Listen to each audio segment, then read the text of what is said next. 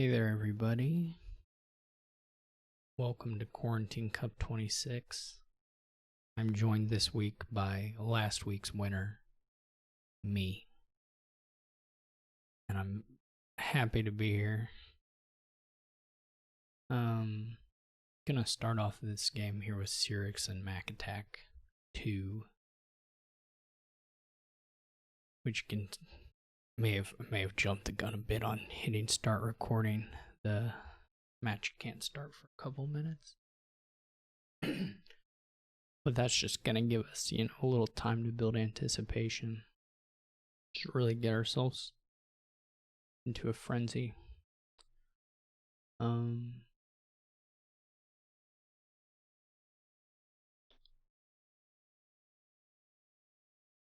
T minus 1 minute now. Could happen at any moment. We'll be launched into the stratosphere of Dominion play. Thrilling buys, exciting clicks. Everything you've wanted and more. We're still in that region where we don't know if there's only going to be 4 people who show up to play today or not. We don't have a heavy audience right now. I'm muted. Oh, I am muted. Okay. Sorry, Discord.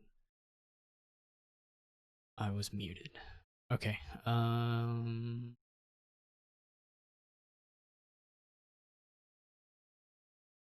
We'll see how many people show up this week. We only have 3 at the moment, which is not a very good number. But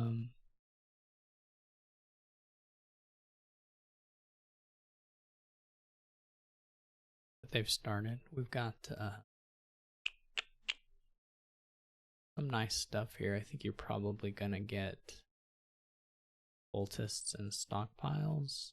And there's also Way the Turtle, which has a nice cultist interaction. I guess that you can just use it on cultists at the end. I guess it doesn't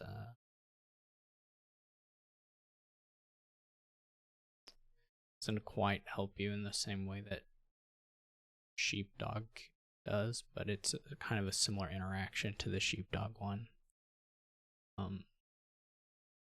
You can really only use it on like one cultist at the end of the chain if you don't need the draw, but that still is a okay effect for sure. They've opened Lookout Monastery versus Double Stockpile, so Mac Attack's going hard on the trashing. I think probably I can accept the Lookout. I think I'm not as big a fan of the Monastery in the opening, but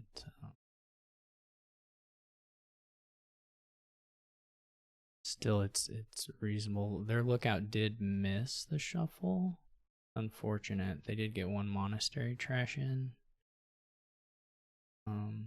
Well as a couple stockpile buys, and Cyrix has just been hitting more stockpiles as well as getting a cultist there.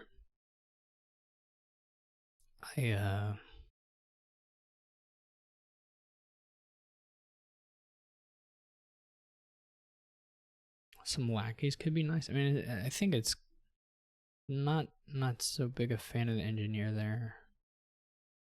I'm not sure what you're really gaining. You can gain lackeys. It's okay. Cyrix there is picking up another cultist, as well as a Monastery and lackey, so that's a pretty nice set of buys for Cyrix. Cyrix is just going with the approach of getting some draw up and then going to use the Monastery to trash, 2 or 3 cards at a time, which I think is probably a little better approach here. There's gonna be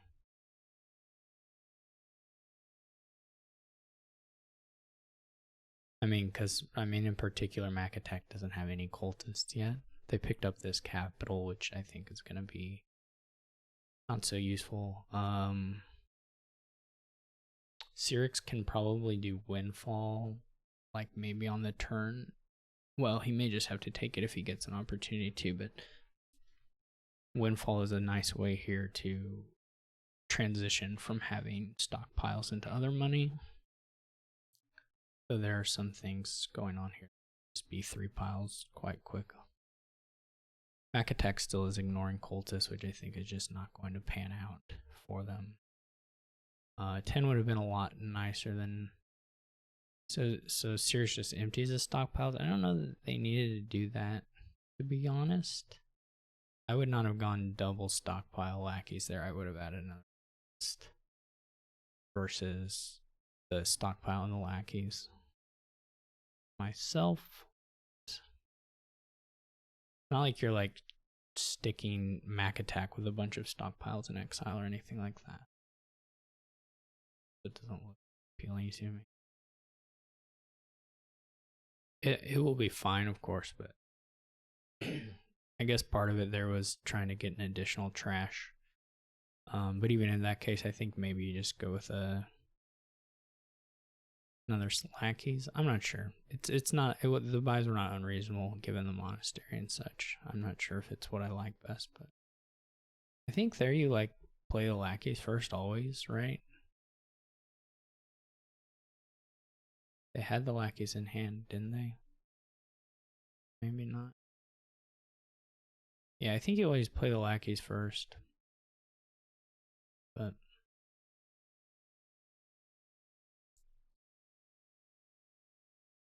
so next time Cyrix draws deck, he'll probably win.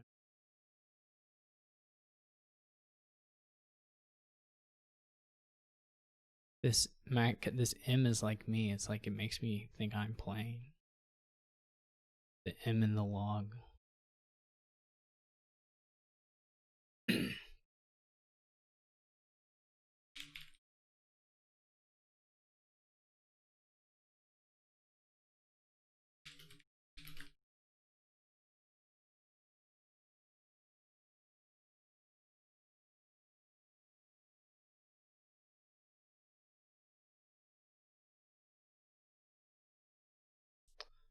We got hit by a couple of other matches going on, combined with maybe just a low day. Not exactly sure.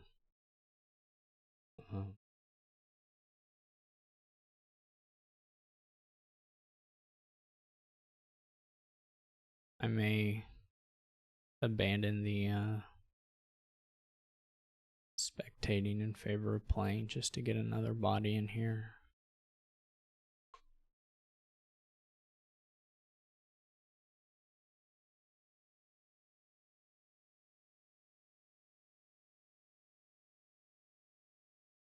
So Cyrix does indeed get the windfall.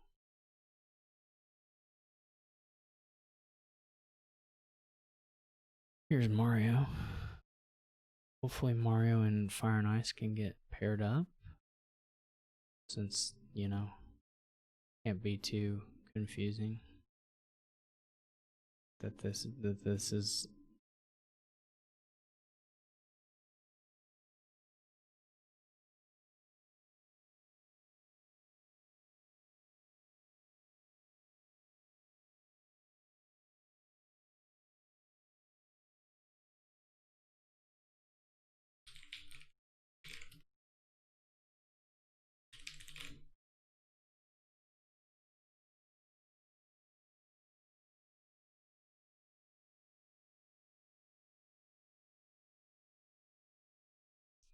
anyway. Mac Attack does have a couple provinces. The duchy is. Are we? I guess we're not too far from a pile out. Cyrix is gonna need to score some points now, which he's doing with this replace right away.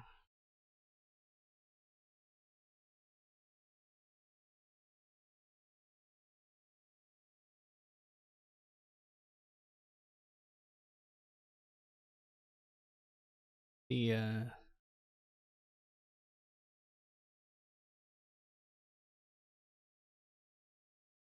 The duchy there was just like never gonna pan out. What?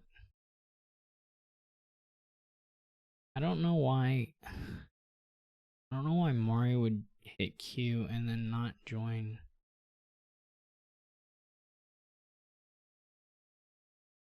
So I don't understand sometimes people's behavior in the quarantine queue. Probably I'm guilty of it myself, so I shouldn't.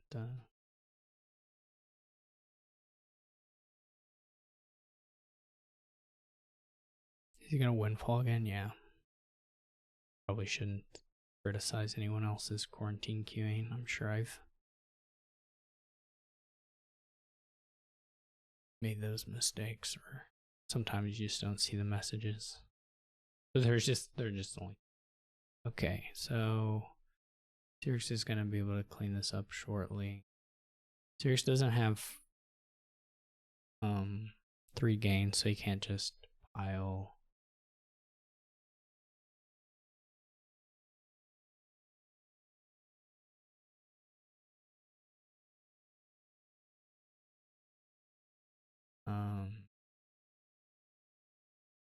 Gotta kind of run the provinces down.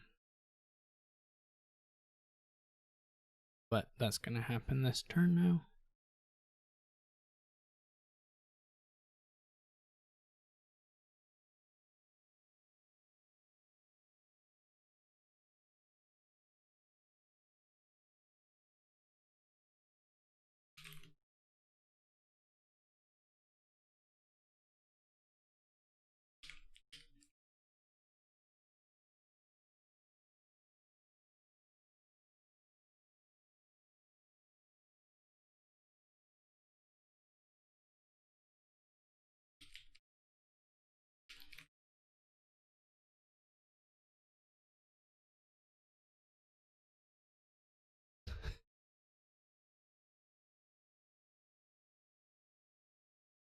Okay.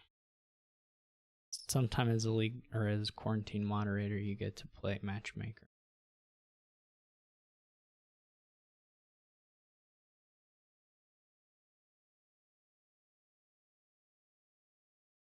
I just wanted to make sure this person who's registered, I think, for their first week actually got some opponents.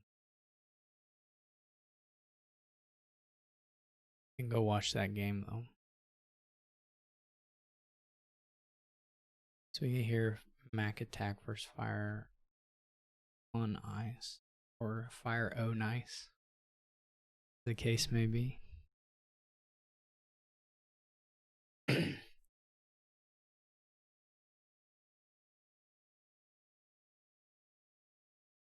Or any of the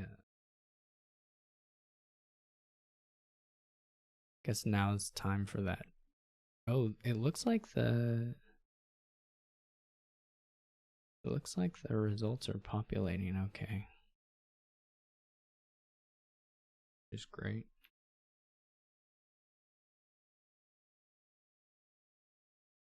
Does not always happen.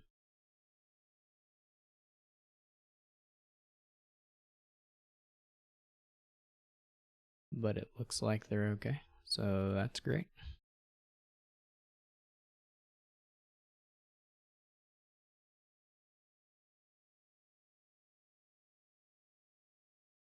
Yeah, maybe I guess I should give people the benefit of the doubt of sometimes the tables or the matching thing is bugged as well. I should just be more charitable in general. Okay, so what do we got going on here? There's some recruiter and lurker stuff. They've bought 6 lurkers already. That's a lot to buy. I'm not a fan of the Nomad camp opening into double lurker. It's just going to be quite slow on pace. Lackey's remake looks quite nice.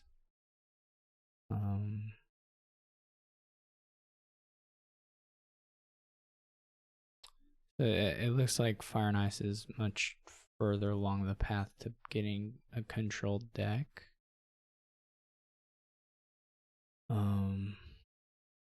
There's a lot of stuff going on here that you can do. Haggler's going to be quite useful, I think. Nomad Camp for buy. You can get quite big. I mean, you probably could even play with Tactician. There's quite a bit of action payload here. Whether that's worth it versus the losing some of your treasure payload, I'm not sure, but there's certainly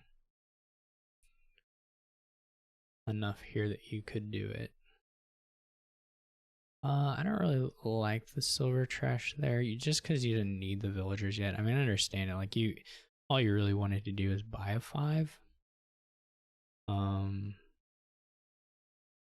But it didn't feel like you had to trash the silver at that point.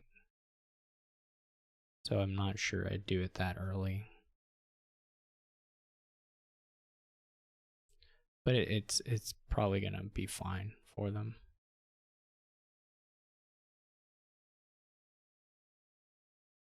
I don't know if I feel like they got some more games played that just didn't get reported, but I don't know.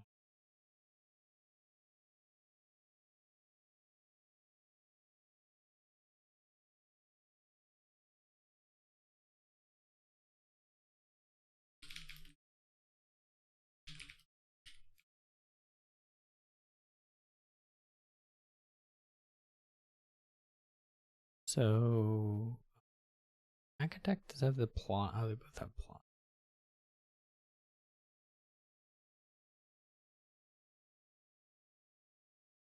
Rashes sent a tactician to the.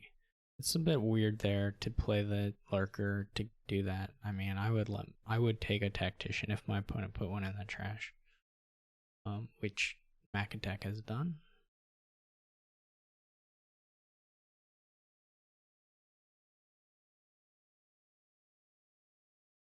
Double lackeys here would be pretty nice.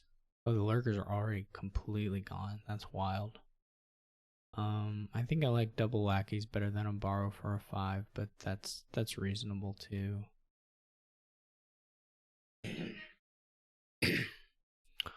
All the lurkers gone. It's crazy. They also, again, are kind of continually throwing stuff into the trash that their opponent is extremely likely to get, which is a bit weird.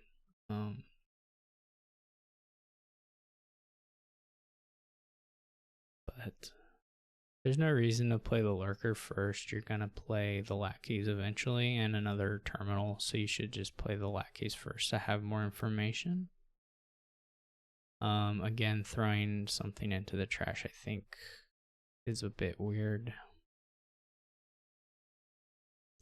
No one has as of yet gotten really good deck control. Iron Ice is of course a little closer there, but need a little more focus on getting draw versus payload. Once you have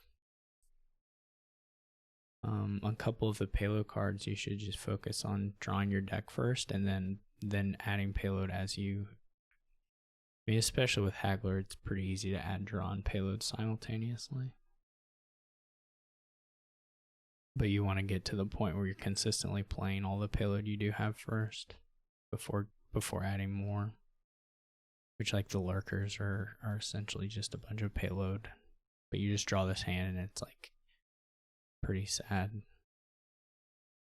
You have to expect this will probably end on a 3 pile. But we'll see how low they get.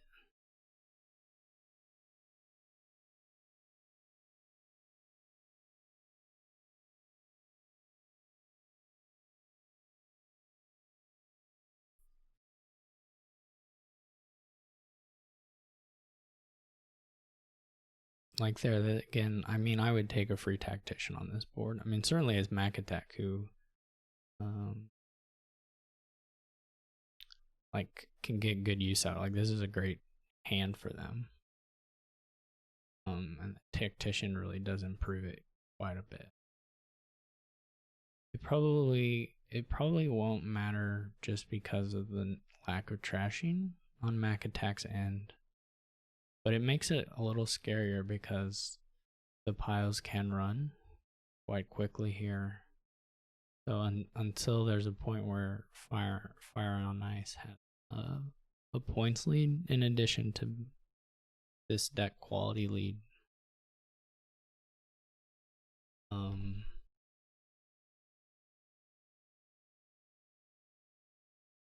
It's not as clear cut. I'm not sure you. This looks weird. I'm not sure you do the lackeys gain there. I mean, I think you probably play 2 lurkers and gain a 5. Unless you're going to remake the lurker, which also I think would have been fine.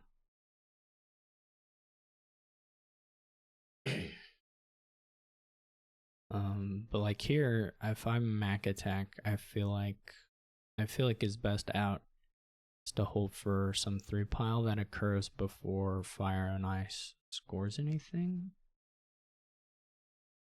And so I would be kind of punching down some of the piles with these lurkers more than anything, more than trying to, like,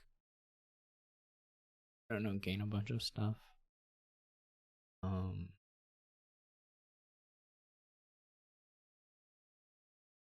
I mean, the issue is going to be as soon as Fire on Ice takes like 1 province, it's going to be pretty much out of reach for Mac Attack. Unless I have a misunderstanding of what exactly the deck looks like.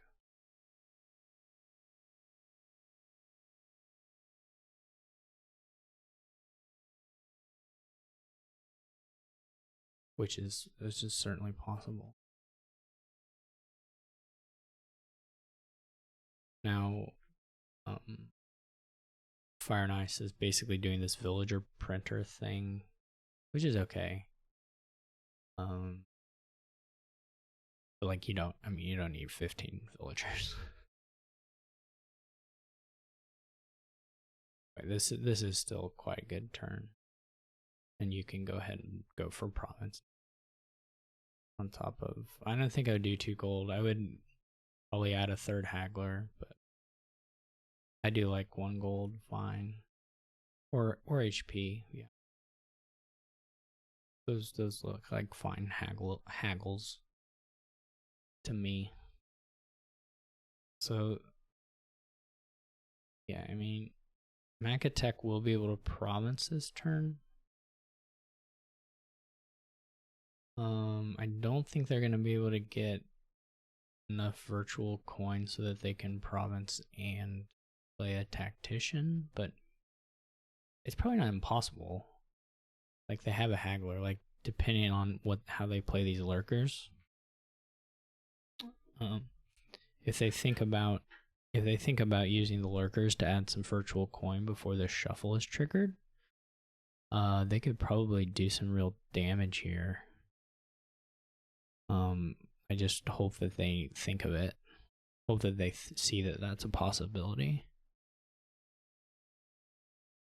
Yeah, like you should gain with the lurkers there before playing the hunting party.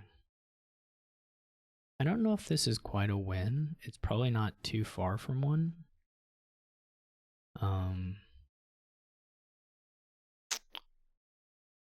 Basically, people just were throwing tacticians into the trash, and Lurker got them. Basically, Fire on Ice was playing lurkers, with the hope of getting a tactician, but Zorfret, I don't know. I mean, it can't be that far from a win, but I don't know if it's quite there.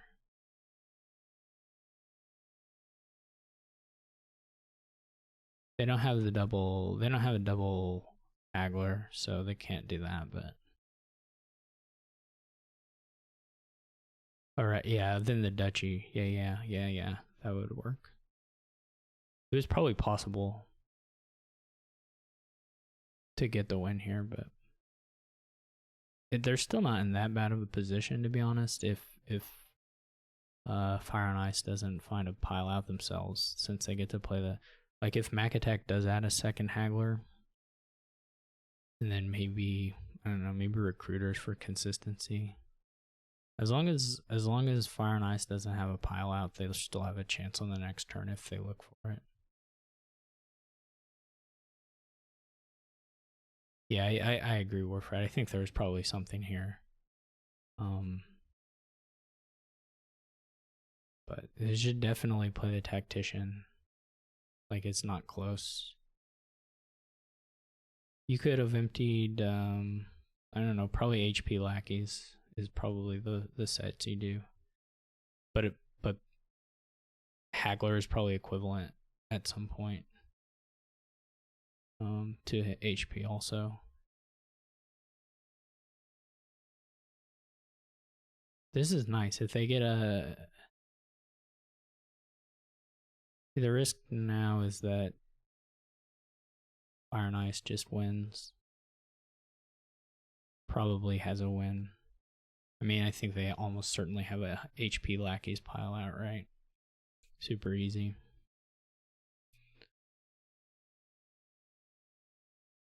Between the remakes and all, between everything, I guess.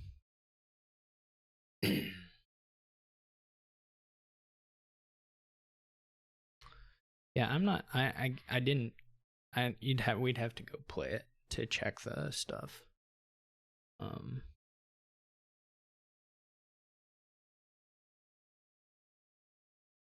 But it definitely seems feasible that there was a pile.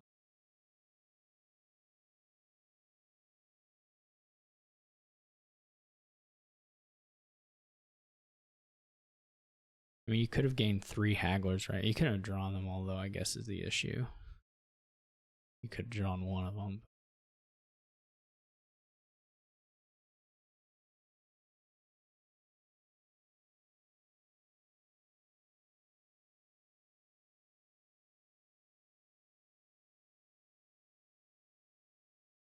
But like this is already is it? I guess I'm not sure.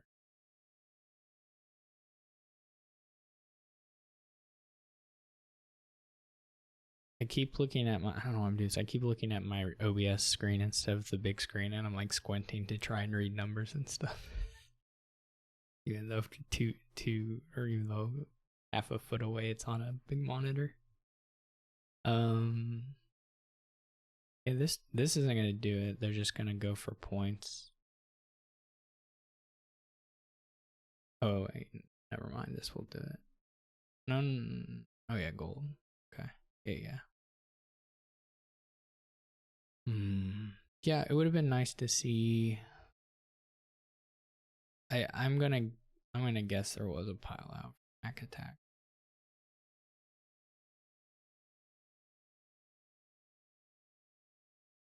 So who else can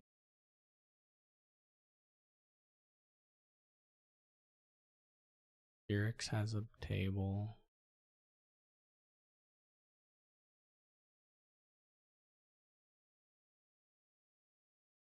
I don't know, Xerix and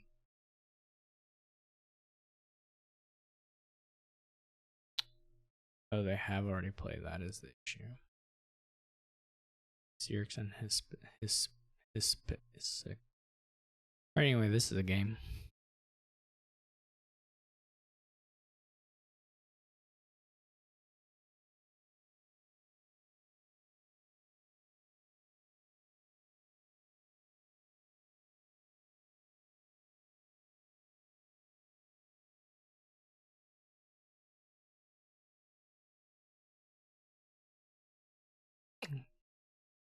A city game.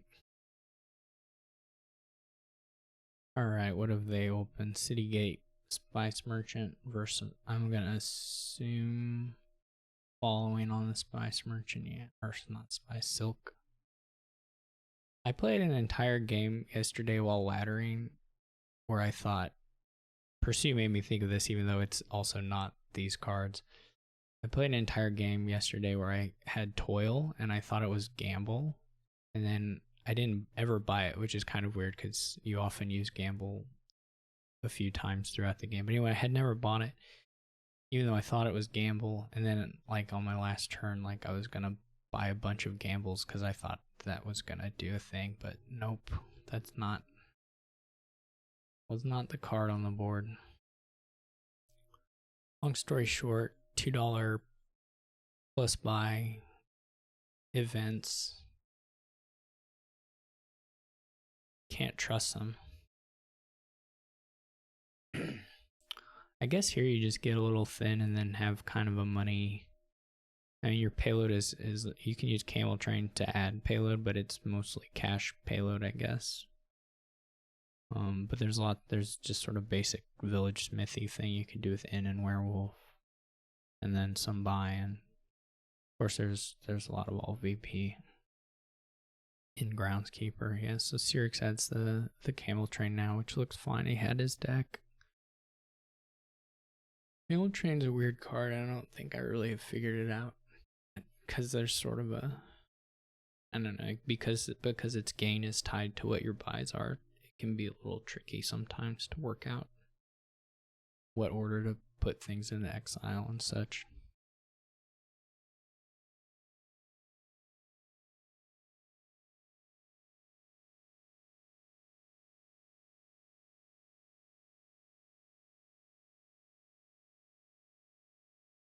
The Inn Sentry interaction is nice.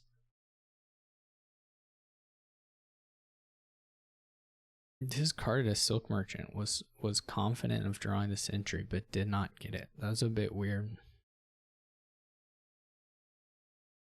Cyrix exiles a treasury. I'm not. I guess he's just because he's trying to get a little more cash. I guess it's probably okay. Probably all right. I don't know if it's the most exciting thing. I kind of understand. I mean, he has to be able to at least buy 5s, and so the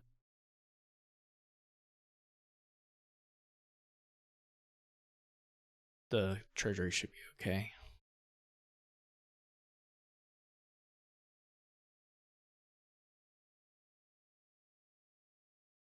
It is all a bit awkward here. Everything's expensive.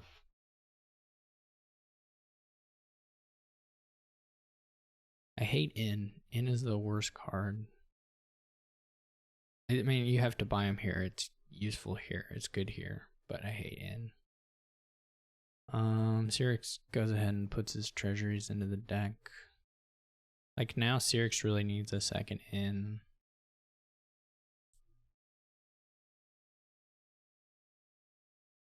One nice thing about Camel Train with Groundskeeper is that you don't really, like, you could put a bunch of Groundskeepers into the exile and you don't have to necessarily buy the Groundskeeper very soon, because it's not like payload you want in your deck immediately, or you don't care if it's in your deck immediately or not. This is a bad draw for Cyrix.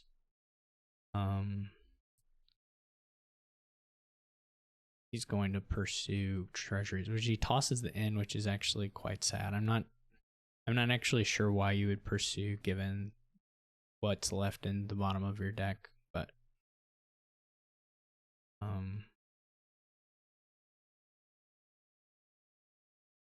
it was done nonetheless. Fire on Ice is going ahead and killing Silk Merchant here.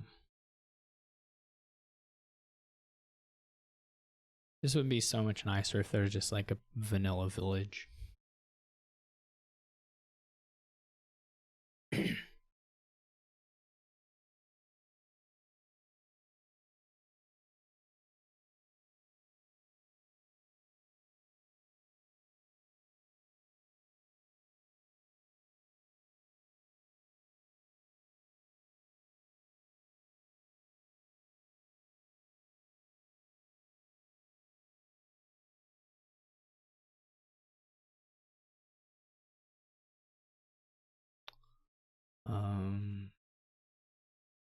Okay, so like here, like this is kind of the thing is Cyrix puts a Groundskeeper in the exile, but he just buys an Inn. As long as you can buy one Groundskeeper at some point, it's totally fine.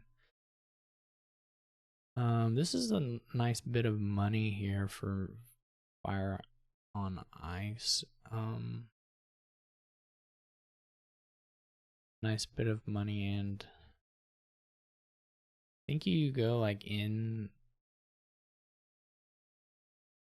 Well, that was a little weird. I guess the idea is to trash the silk merchants, but I would have bought an in. I think Iron on Ice can use an in for sure, just based on seeing what happened that turn.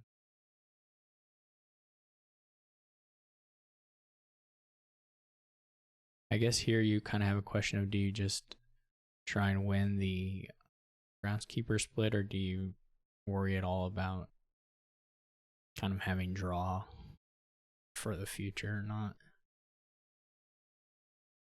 So puts a gold in the deck. Okay. So he is getting a little more payload. I mean, if you have the buy, it makes sense.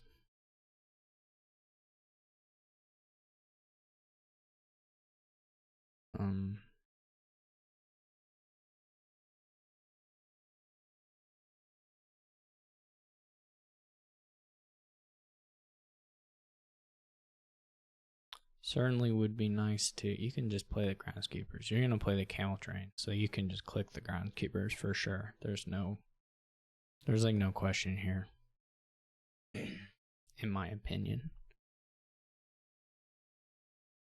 You're not gonna not play any more actions. Definitely needs ins. Does have 10 again, so you can still throw something in the exile and then go like in. I mean, you could even get 2 ins, I guess, but probably relatively safe to just get 1 here if you wanted to get 2 groundskeepers, or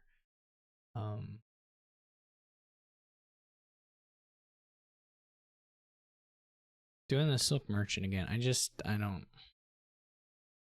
know. I don't love it versus just taking a 5.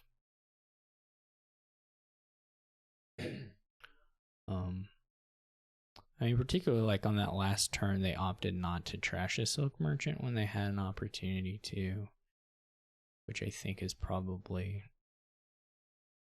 Otherwise, you just have silk merchants that you don't play.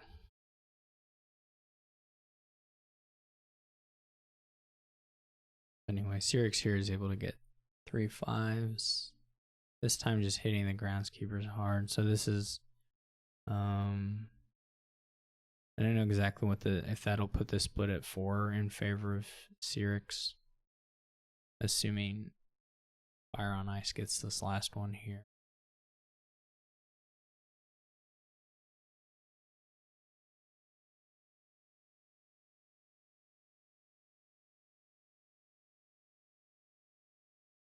You might as well play I mean, I think you're playing both, so yeah.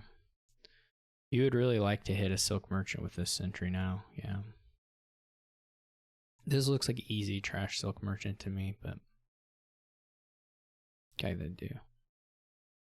Discard Silver didn't look like it probably matters much at all. You can play on here.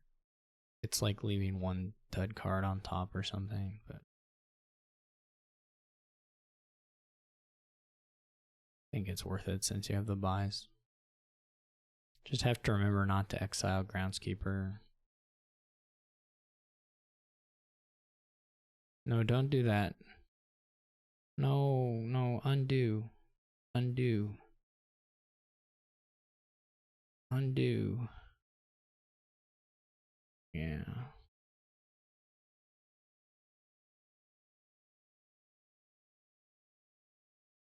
I think they could still win, like if they do this. I mean, basically what they're set up to do right now is like an estate rush.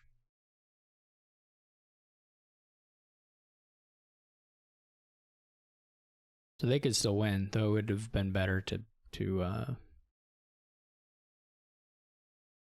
buy the groundskeeper still, I think. But they may still have any, especially given how bad this turn was for Syrinx. Also, Syrinx lowers. There's probably a number of estates that Fire on Ice can take here, which is safe, that Syrinx can't pile out on their next turn, but Fire on Ice can. We'll see if they play for that angle. I think that's their best chance of winning at this point. You don't want a long game because obviously Syrinx will win the long game if you go to, if each player buys multiple green cards, then 6 points versus 3 points is going to tell. But if the game ends quickly, then you're in a much better 5-3. Okay, okay. I missed some of the points. Okay, so he could have even gotten. Wait, why do you say 5-3? Oh, there's 2 in the. Oh, okay. 2 in there. Like if he goes triple estate, does Syrinx have 4 buys?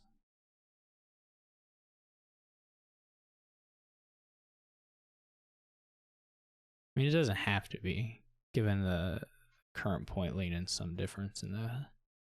But yeah, I think 3 estates looks quite good.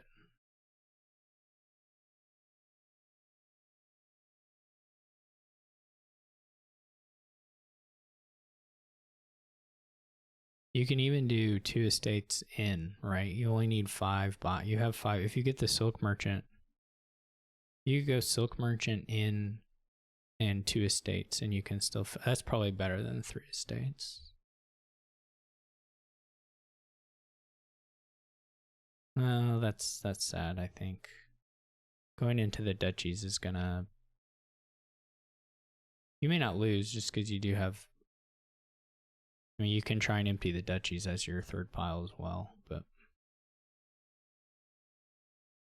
you just don't want to give extra turns to Syrinx. That's the problem. That's the issue with the play.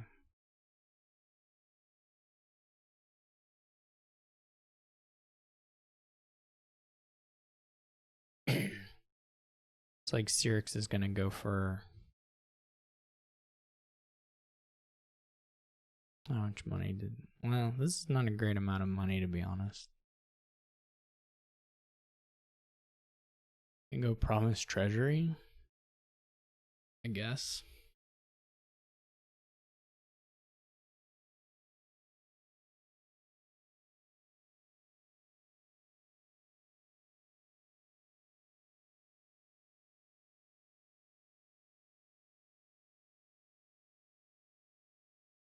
Yeah, there was I mean, the odds of if Fire and Ice had stacked in Silk Merchant on top of his deck and had a a line for emptying the states the next turn, I think that was extremely likely to make it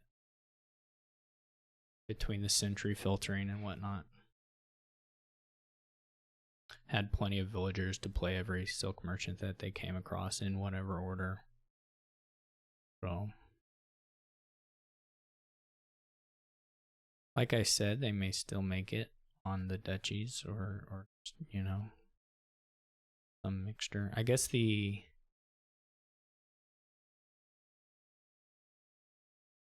what do you mean just need $9? Do they have the buys already for the treasury empty? Okay, there you go. Alright, so the treasury lowering I guess ended up being bad. Yeah, I mean Syrinx had a turn in there where they had a very bad draw. But Fire and Ice found the win, so that's nice for them. Very nice.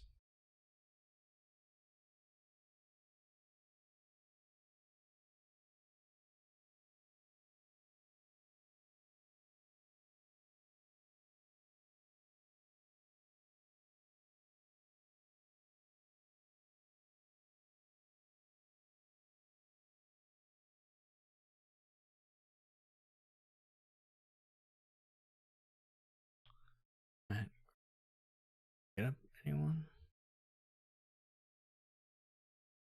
They left. Okay. This will just be Syrinx day. I mean, taking a new person, playing Matt Guard spin.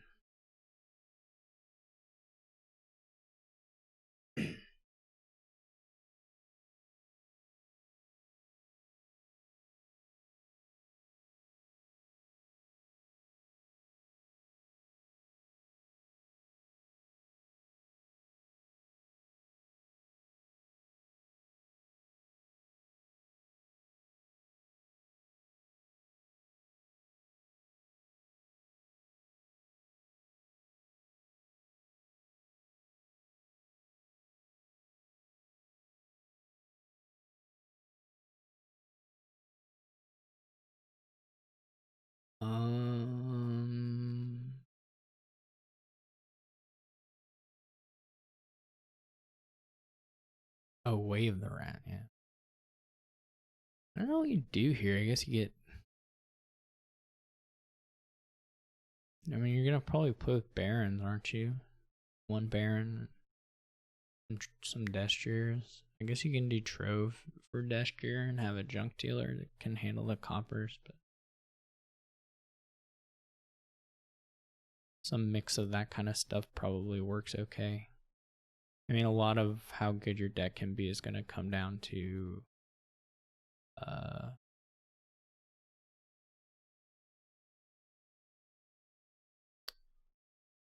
how many Destriers you get, truthfully. I think, trying to think if Matt could have taken the mint already, given that they had a T-Mog in deck. I'm not sure.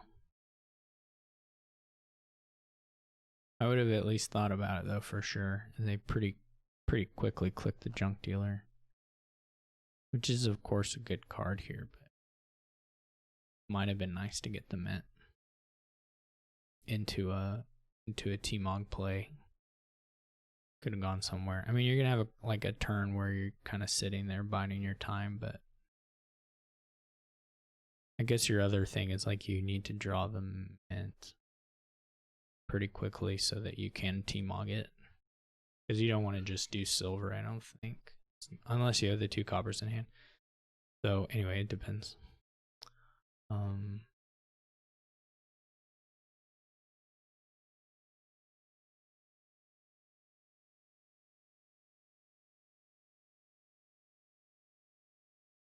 Yeah, I mean, they have the junk deer now, but yeah, I think you're right, Warfrat. That seems a little odd. Cyrix may just be going for something which, I don't know, greens pretty rapidly. Doesn't look feasible to get deck control if you put in the treasure troves at this point. Unless you like get a really good mint hand later on or something. But like you'll never have deck control now. So you're just basically just buying provinces and having some palace points, which is fine too. I mean, if the Destrier splits about even, you're not necessarily going to be in a position to do a really controlled thing.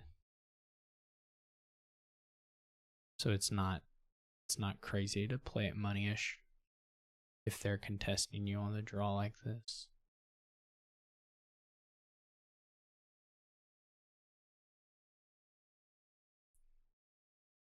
I don't know where that, I mean, I'm assuming there's going to be like points where silver is better than duchy, that kind of stuff. I don't know if they're going to run into it. I doubt they'll ever get the copper so low that they need to worry about that. Gaining T-Mog is not worth missing province. So I don't really like that Wave the Rat there. Because if you get any cash there, you get, well, you tossed a dollar. Like, it's just losing you cash, so it's for sure going to be bad from that perspective. Yeah, I don't like that way they're at all.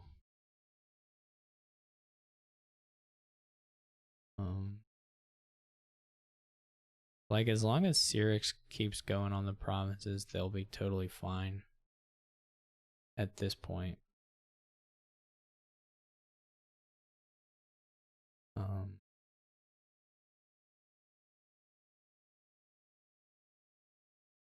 Like, having 2 T-Mogs on the mat isn't that useful.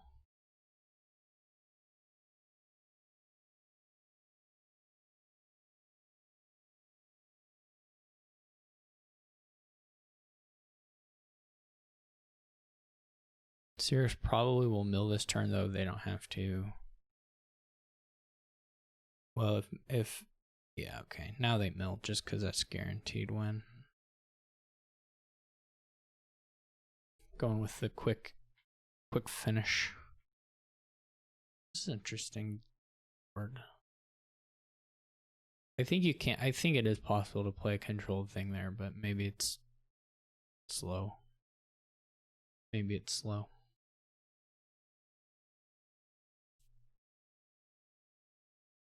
Did Tracer get anybody to play them? How far along did they? Yeah, we can watch this. It's some new people. So we're seeing a Chapel Secret Passage. First Chapel Cardinal. Iris picks up the potion and Tracer trashes cards as one would hope. Iris is Iris had collision but chose to play the Cardinal, which is I think not the choice. I mean, it was the worst collision too because it was the one with coppers in hand, but they're basically completely lost at this point.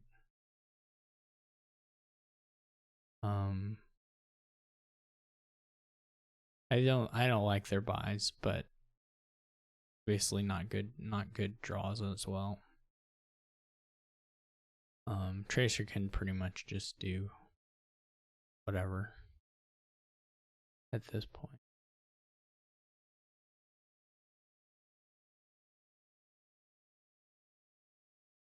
Just so much cleaner. Yeah, and here's another 2p hand. Like, that's rough. That's super rough.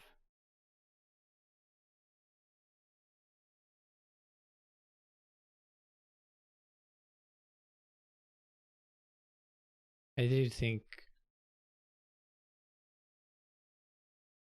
Tracer's even got a little moat action.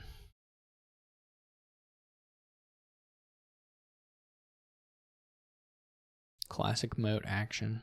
You can put in hounds, dude, and then if they get discarded with Cardinal, then you gotta put them in your hand next turn. Oh, and he's top decking the moat too. Fancy. Pretty fancy. I don't think Tracer. Yeah, you're right. Orphan. Yeah. Well, you probably. I don't know if your deck's that big ever, but not for a while anyway. That would be pretty funny though if he has a chance to do that. He probably will never have a hound.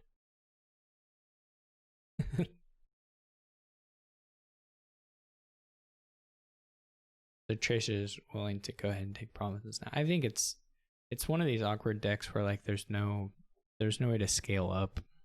Really, like you're just the only thing Tracer could do more is like Cardinal him some, which is not worth doing. If Tracer misses the province on some turn, then they can just buy a whatever. Buy some money or buy a bandit camp or buy another moat. I guess one problem is the turns where Tracer doesn't hit province when they occur, be a while, are also probably turns he just has like 0 money. Maybe he gets to 1 spoils. Anyway, as long as Tracer's deck can get to 4 provinces, it doesn't matter.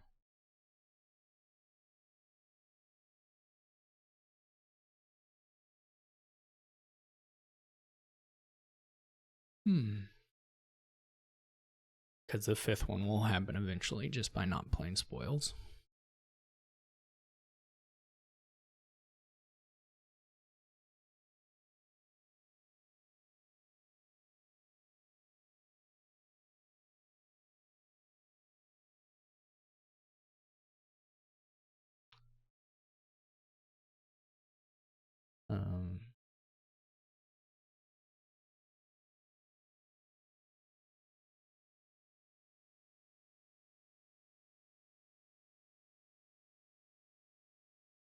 What happened?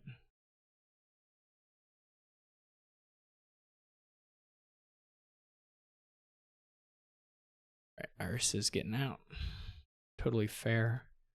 Would have been fair at almost any point in that game, actually.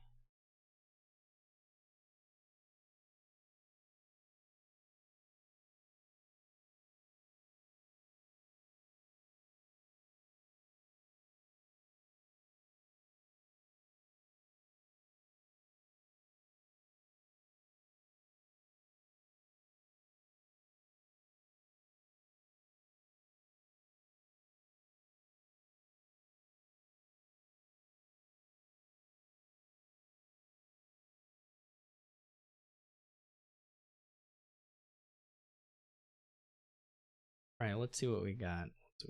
Shanahan is in here. Shanahan is looking for play. I don't know what if they say queue with table. Why don't they just go? Why don't they just go to the table? Why? There's two messages. YouTube can't see this. There's two messages in Discord. One of them says queue with table. Perfect. The next one says join me, whoever's next, and asks the person above them. They could just go. They could go to their table. They could just go to their table.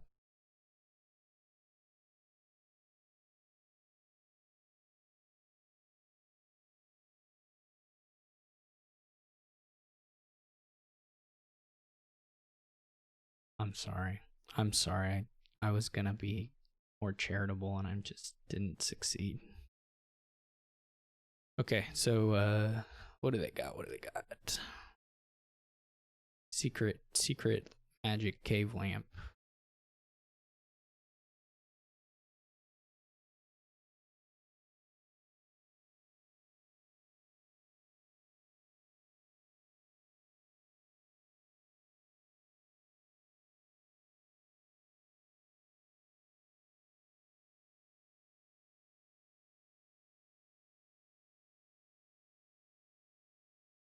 I mean, you're gonna just want to get,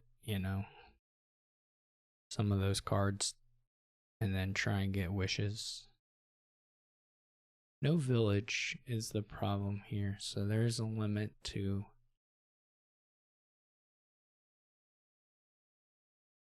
how big you can build. Skulk. I'm not a big fan of the skulk openings, just like in general. But I guess it's okay. Sort of a personal. I don't think they're that bad, but people do them.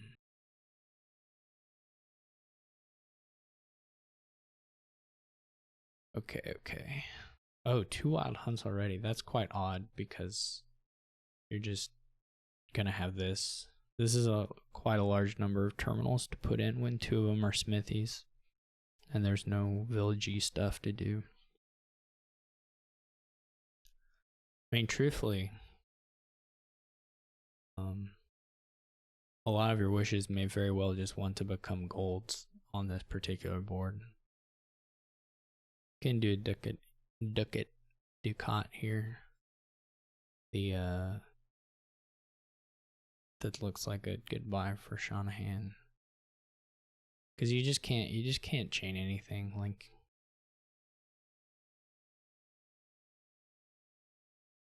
just doesn't work.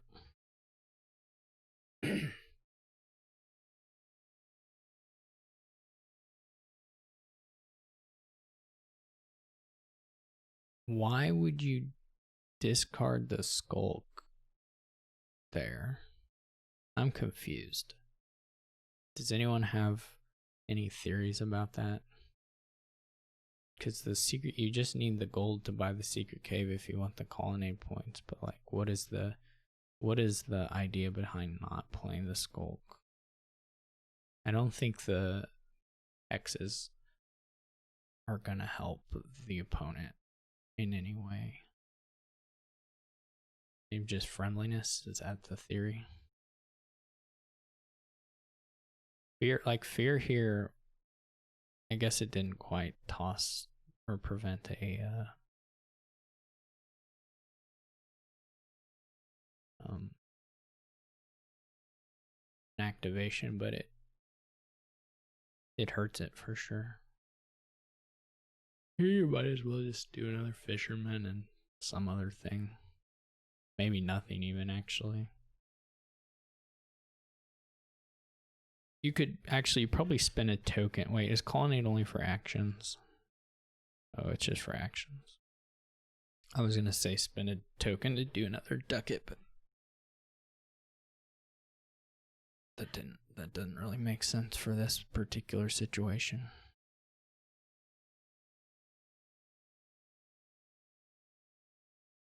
It's all a bit of a mess still.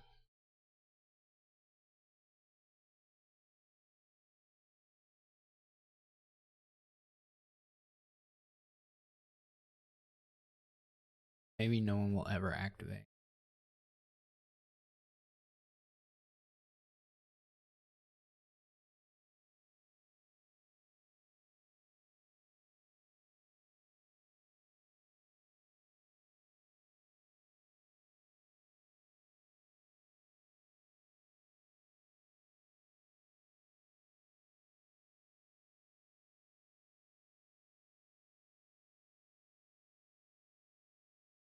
Colonnade points, though, are.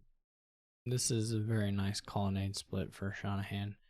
And truly, the deck composition is just a little more coherent, I think, for Shanahan's side at the moment. Just some peddlers and some more flexible terminals, I would say, since they're overlords. There's one wild hunt in there, but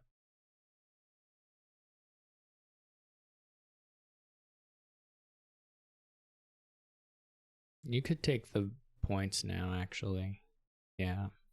You're not really going to do much better than you can buy in a secret cave and get the last colonnade too. I don't really like the Overlord that much, but over secret, I don't know why I don't see the huge value in going into debt there, but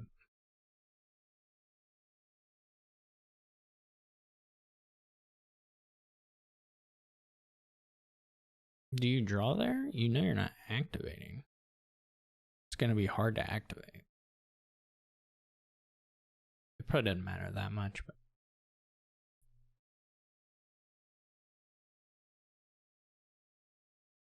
for sure at this point, gold's going to be like your best wish. Maybe a charm, but maybe a fisherman, maybe a charm, but gold's probably better than both of those if you happen to get wishes.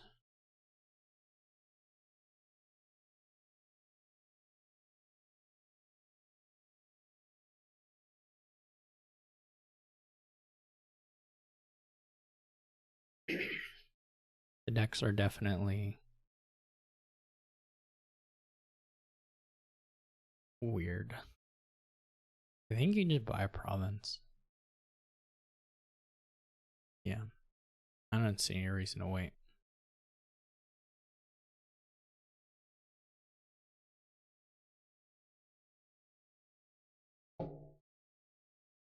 Myself.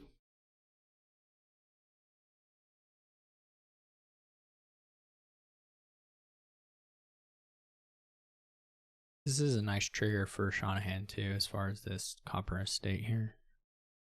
Being at the bottom was quite lucky for them. Paired with Secret Cave is nice.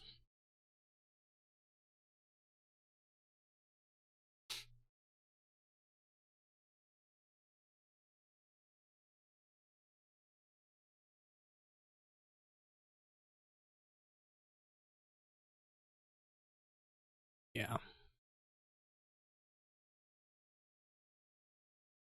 Do a ducat.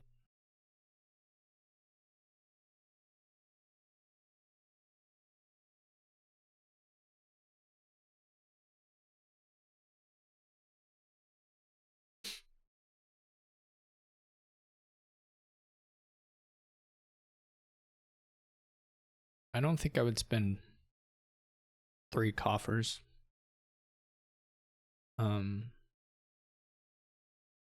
One for a gold looks pretty good. Okay, this is an activation because the Overlord is sitting out there, so he does activate the lamp. May even be some of the wishes are duchies.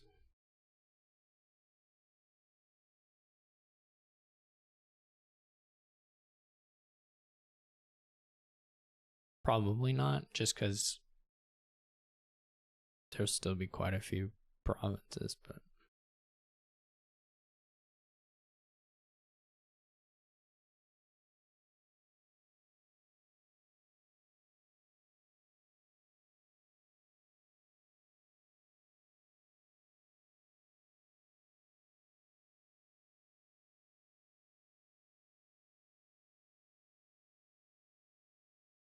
yeah, as soon as they drew the Skulk, it was okay to play additional fishermen too.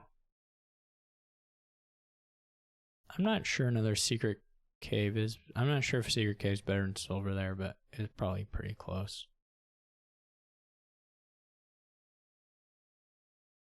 I tend to think it's probably silver, given that you have the coffers, but it's not a big deal. This can just be nothing. Yeah, just pass.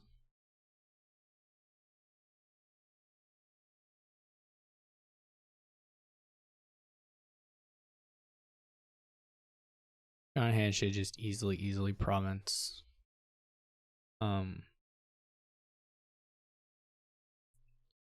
Every turn here. You could even not play this wish now if you wanted to. Duchy's fine. It doesn't matter. It doesn't matter what Shanahan does. There wasn't a way to get to double. I mean, unless you knew you had like gold on top and you could get a fisherman, but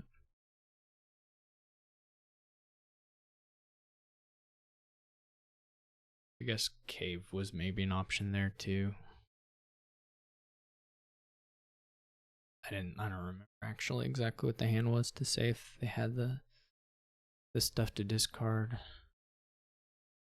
But just wish gold. So 2 of the wishes went to gold, 1 went to duchy.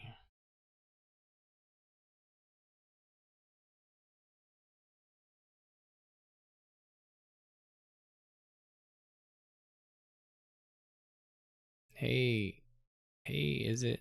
No, it's not too bad.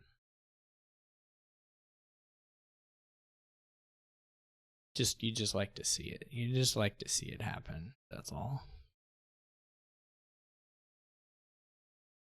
I mean, if you're playing for a win here, you double duchy, but you can't actually play for a win here.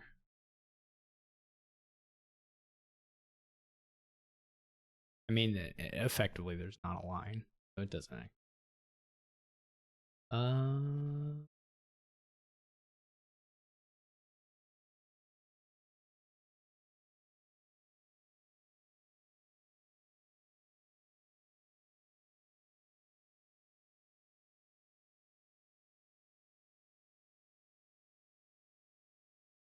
Tracer out.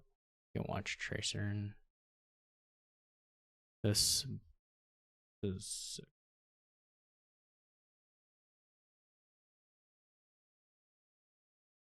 okay.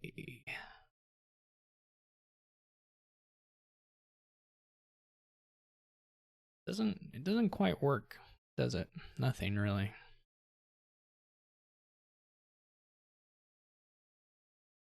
Does not quite work.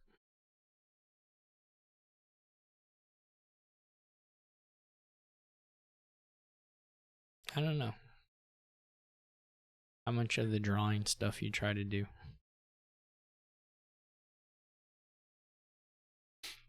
versus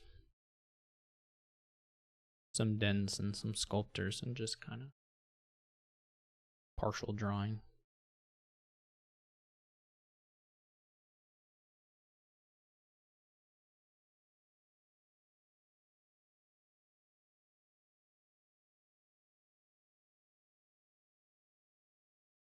but we'll see.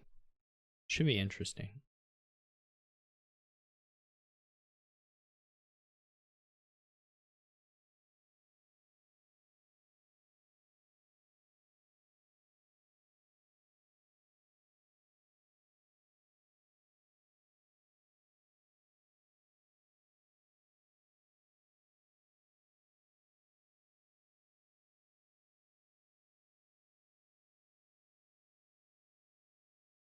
You got the who moved first on this city quarter.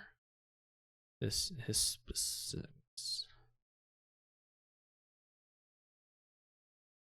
Get an encampment and just a silver, right?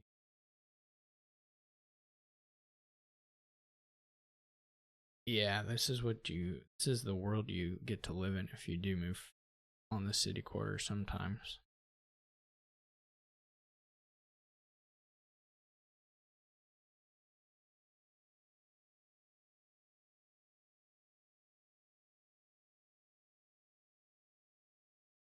Of course, they have more actions down in those 7 cards. There's like 3 or 4 actions down in there, so it's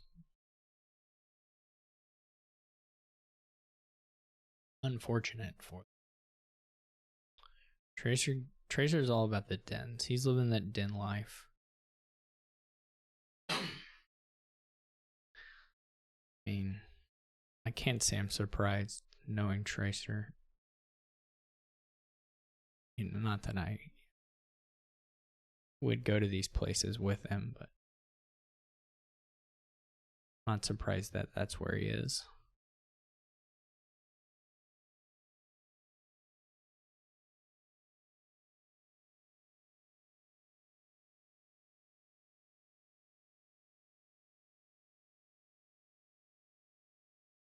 It really doesn't work. The deck. Like, what are you going to make out of it?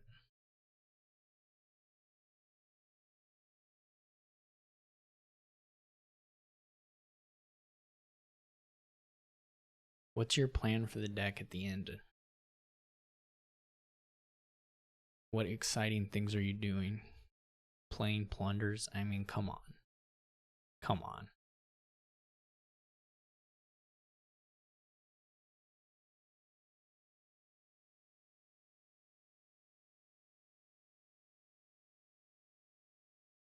You don't even have a plunder.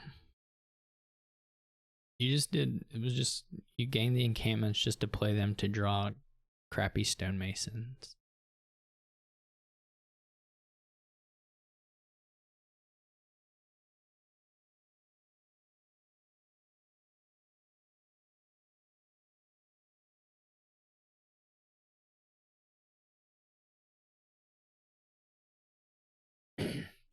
I do like the estate trash there. I would have probably trashed. I would have probably played the other stonemason and taken the debt to trash another copper.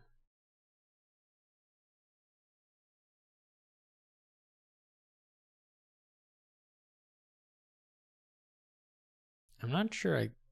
Maybe it's good.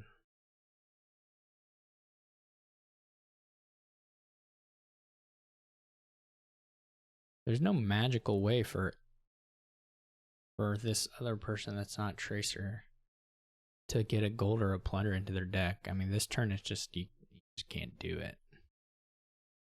So it's not really clear what the idea is behind the city quarter on the previous turn. You just can't. You just have the encampments. You can't keep them. You can't play them. What are you doing? Like, what is it doing for you? I don't think it works. I don't think that sequence is how to make it work.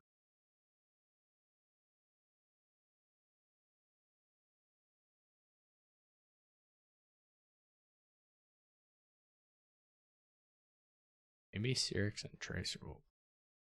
Maybe they already did. I don't know. Tracer Haka, that works.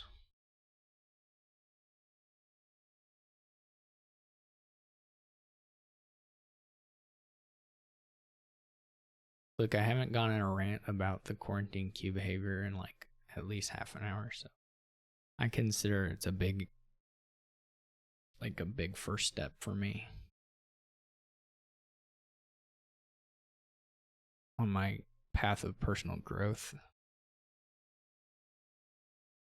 They both have the 5-2, so we have to assume we're going to see mirrored sculptor openings from our players.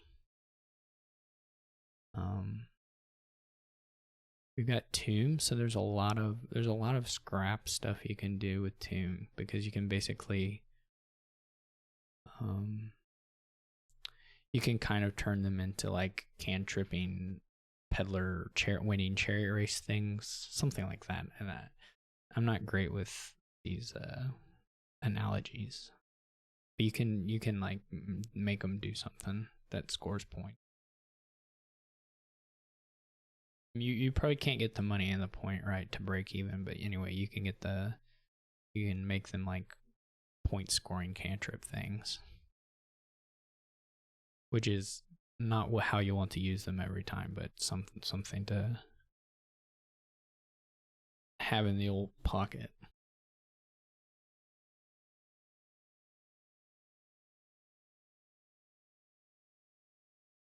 Fraser takes a dungeon on his first 3.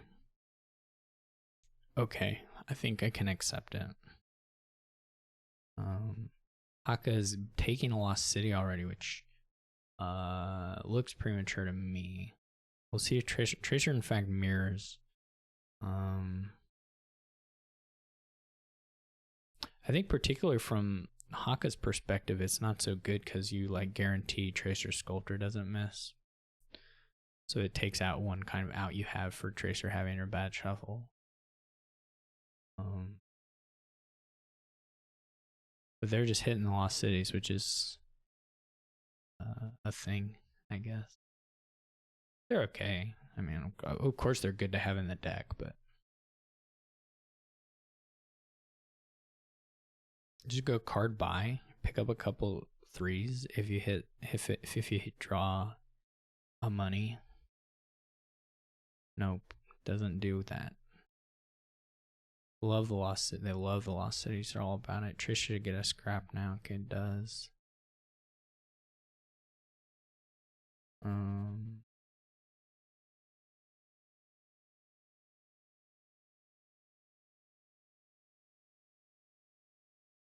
don't know. I'm not a huge fan of the dungeons here. I think you actually probably just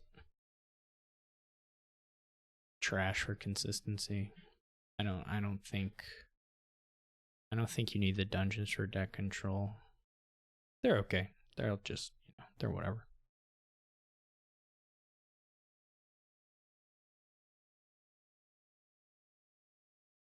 A lot of things do Tomb here.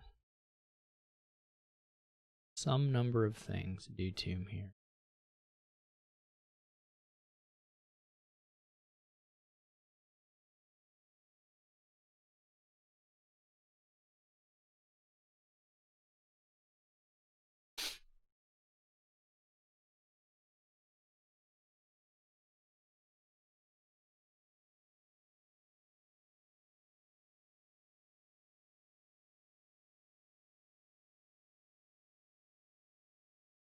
Surely you're taking buy.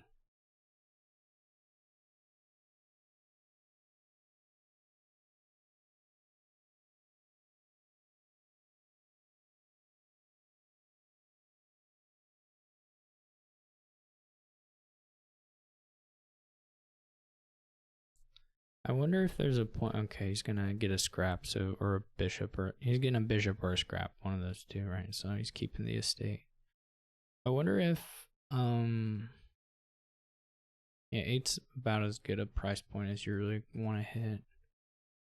Do another scrap.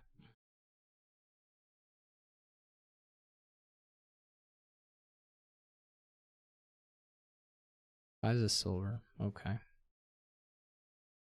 That's okay.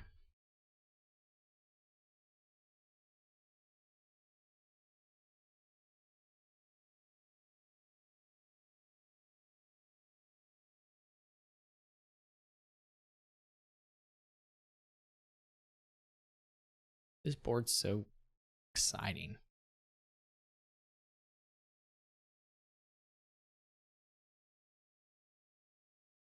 I don't know what you do beyond once you have these nice little drawing things going. I don't know what the edge is. There's a lot of different gainers here. I don't know where we're at. I was thinking about that, and there might be.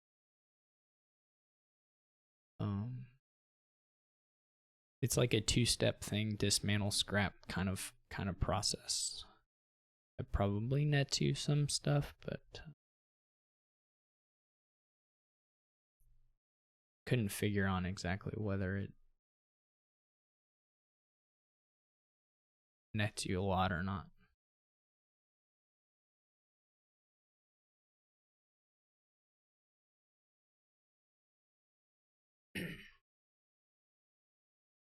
I'm a bit surprised that no one has gotten the second sculptor at any point.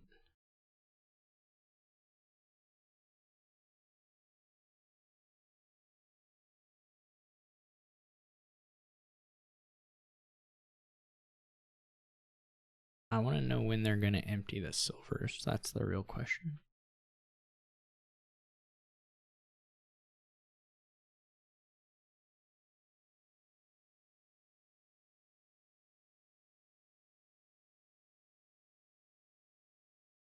How's our scoreboard looking? Tracer and Cyrix in the lead. Some of our early leaders have fallen down a bit at this point. Cyrix is hungry for his first Quarantine Cup victory. I can sense it. I'm a little worried. I was like halfway between worried. I'm a little worried that if Cyrix does get his victory, he'll never return. And that would be a tragedy. So hopefully that's not the case. Exactly. Amo would be hard. Well, I mean, to be honest, I think they're sort of on rocky grounds right now in the relationship. There may be some couples therapy that needs to be attended. Just based on what I've seen. I mean, I don't know.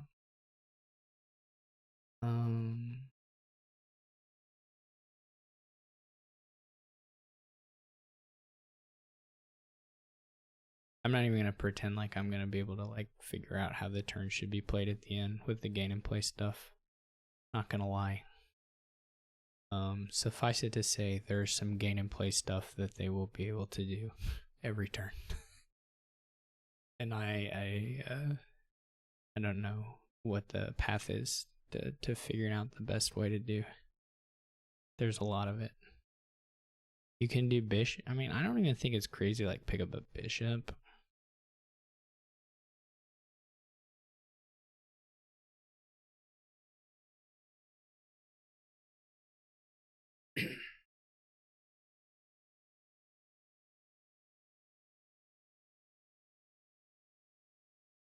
Marauder, I think, is pretty bad.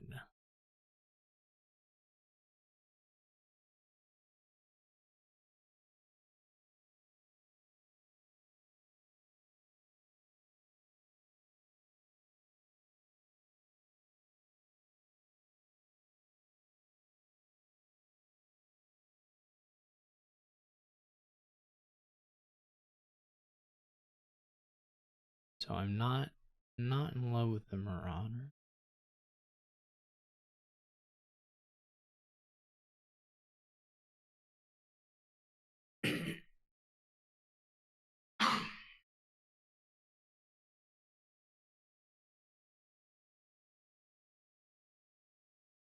Okay, so there's the last of the Lost Cities. Does get another sculptor. I do like the buys.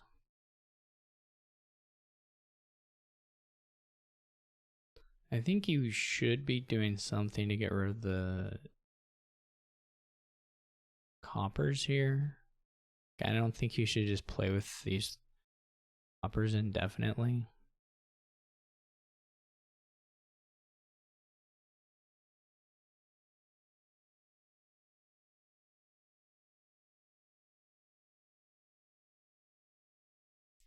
There is certainly, it's a little bit of an issue with just the single card trashers. It's not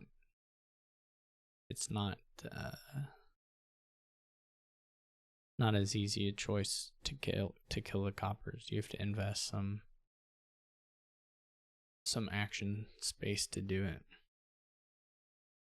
Some action plays for a few turns to do it. I would get a bishop.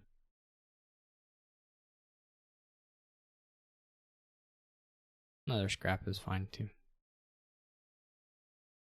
But I think I would have liked a bishop. Like here, if he plays this scrap just to trash something, yeah, well, okay. I mean, like, Akka would get to trash a copper as well. But there are going to be some hands where they don't get to trash anything to your bishop at this point. Like, they don't have that much junk that they're always going to have one in hand. Particularly if you go to, like, a second bishop.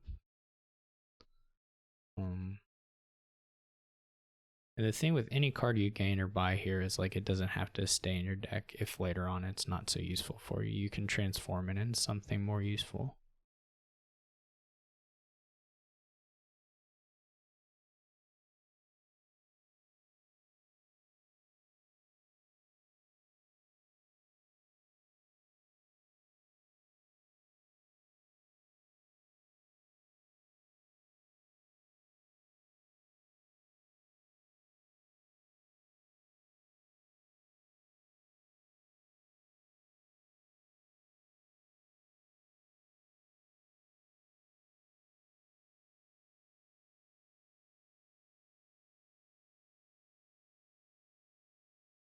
Plaza.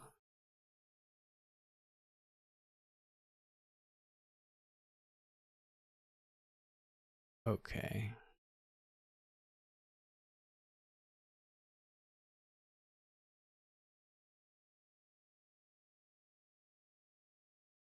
He loves his Marauder. He's not gonna kill the Marauder. He just got the Marauder. He's too attached to it. Even if it was, like, the best play, like, mentally. I was thinking the same thing, Truffle. That's not. It's a bad sign for somebody. Yeah.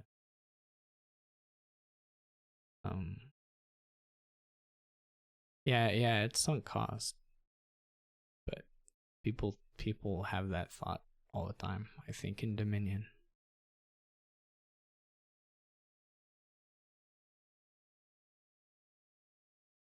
This board, of course, is going to highlight it a bit more because everything's a lot more mutable, but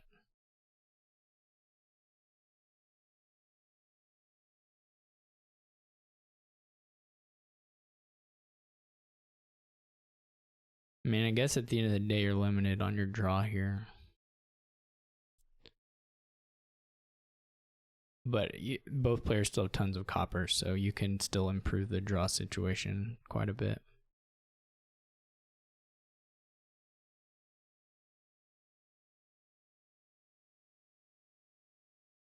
Whoops.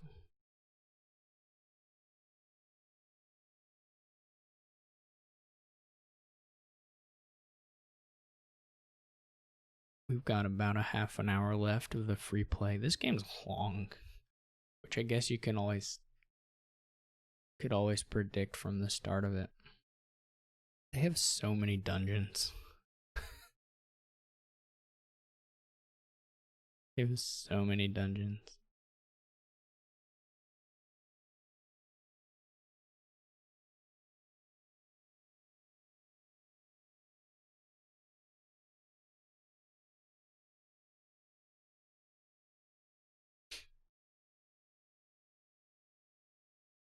They never got to Canton. Their Tracer takes a bishop, which I like. I'm a fan of it. Because another dungeon, because I don't know why. but they have it. I don't know if Tracer feels like pile lowering is to his benefit. Maybe it's that.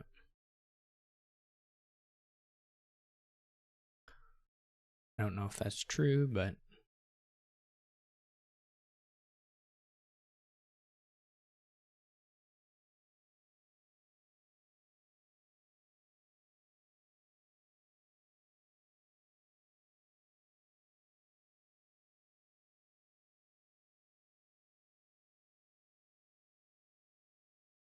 Now Haka's following suit on the bishops.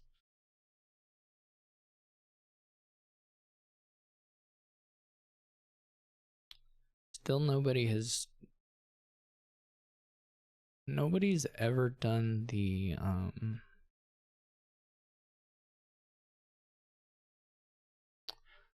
of the silver cantrip thing with the scraps. I guess they don't have that many scraps.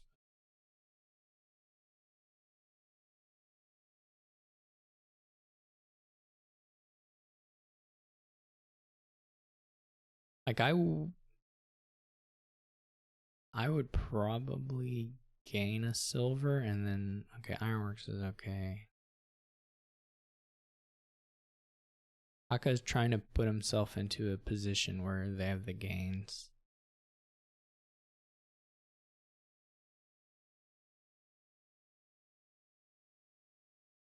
Still think you can I think you can add pretty much as many scraps as you want to your deck.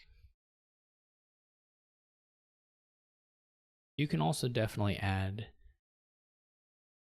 yeah, I mean you can yeah, you're right, Scary Snakes. You can also definitely add as many sculptors as you want basically from the start of the game, but they both went pretty low on that. Because you could have always been gaining plazas. I don't know why this 6 is adding me, but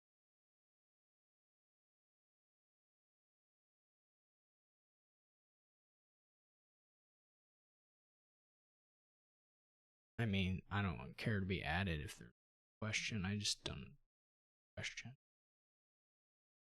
Understand exactly what the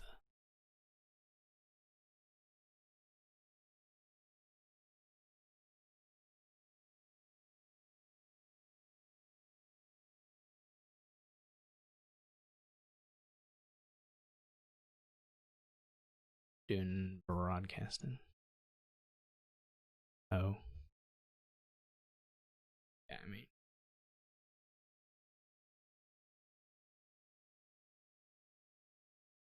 Oh, I didn't see. I just didn't see.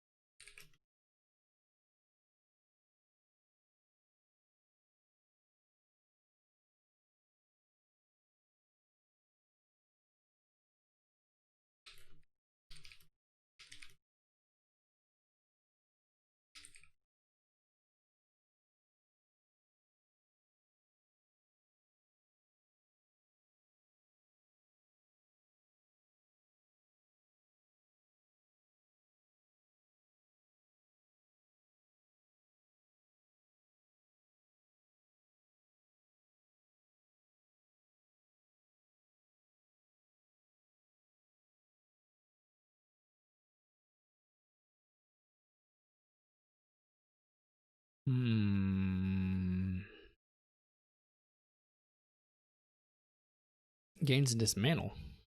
That's exciting.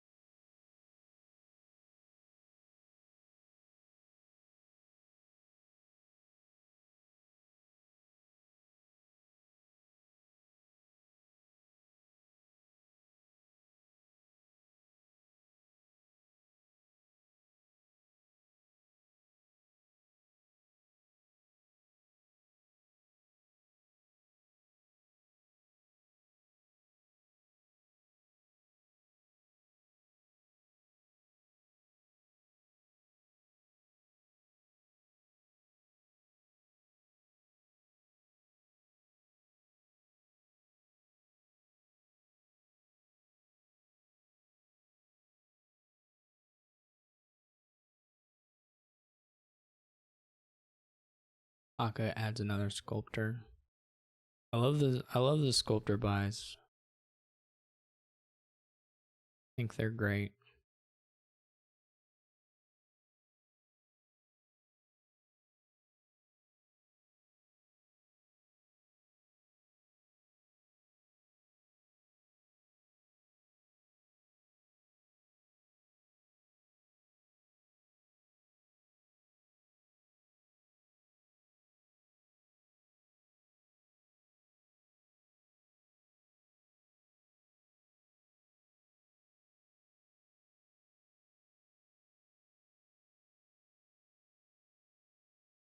Finish here is going to be awkward. No one's going to have any incentive to like lower past a certain point. Aka maybe will have, I guess, enough lopsided gain power that he might be able to force the ending.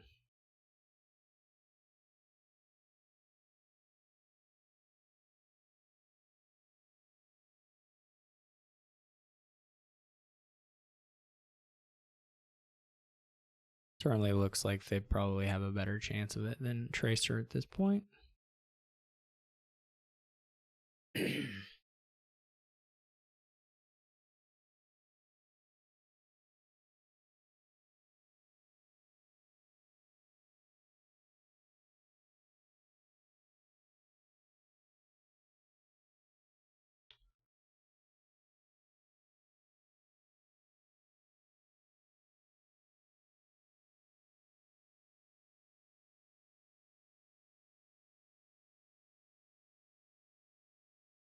But this could still last. I'm not sure about plus action. Needing plus action, but maybe he needed it. That kind of seems like you could have maybe gotten away without taking plus action.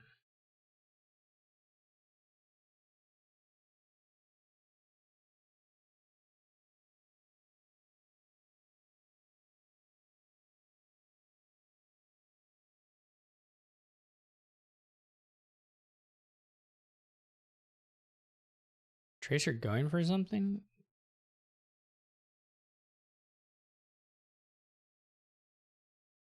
Yeah, the dungeons. I would be scrapping dungeons next turn if I were Tracer. Not playing them. They're just gross.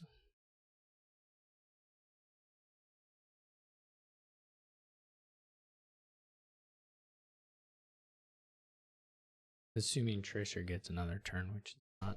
Whoa. Whoa.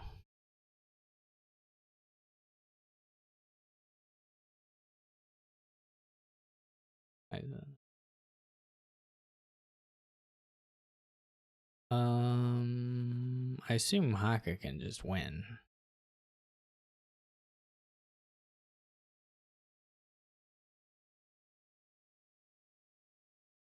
Like, that's gotta be like super easy. There, it's in hand.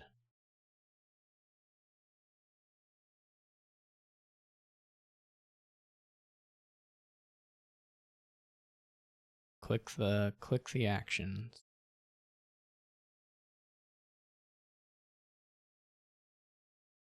No, you don't have to play dungeon.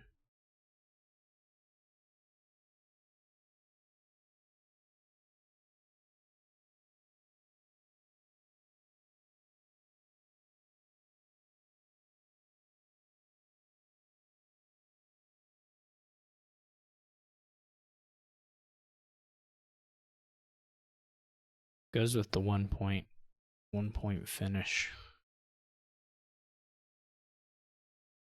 All right.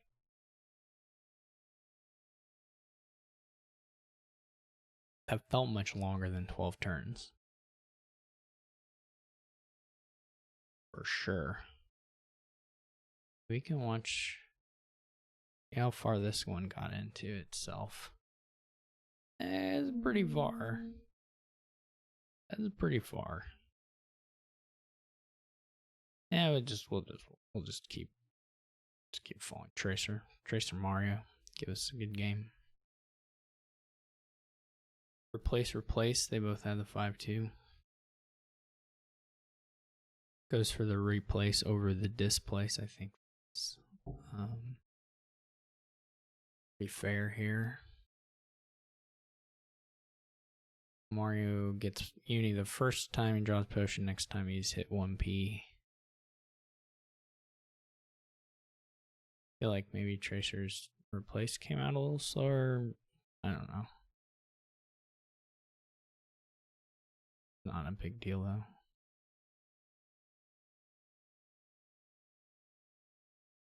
Gotta start getting your stables, getting your unis. I mean your diplomats. Stables is kind of annoying here, to be honest. I think you really rather draw with diplomat in the end. Seems a little better. You of course can, there we go. You can get a stables, but I wouldn't go too hard on the stables myself.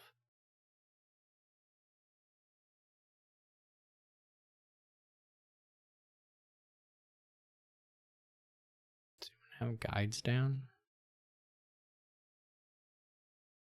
This is sort of annoying, right? He's gonna have to guide. I guess you don't have to guide this hand, but may guide this hand. I don't know.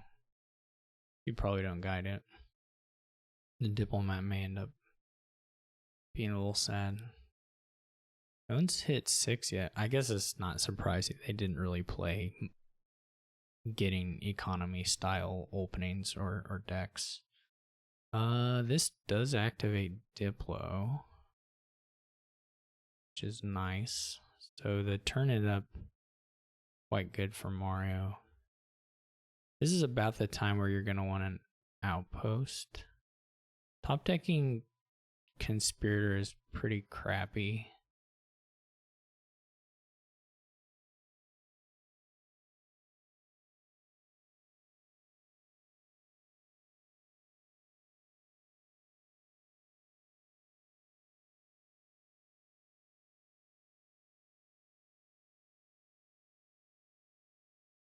Should have played the Moneylender, right? That was an activation, wasn't it?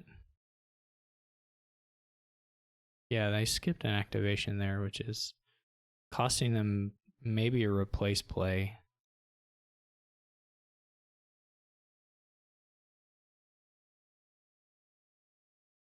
That Conspirator doesn't fire.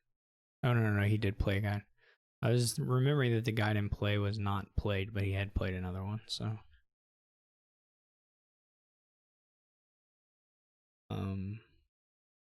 Mario's in a good spot. I don't know why Conspirator adds. You don't have buy, so you don't get money. I would go potion to Border Village.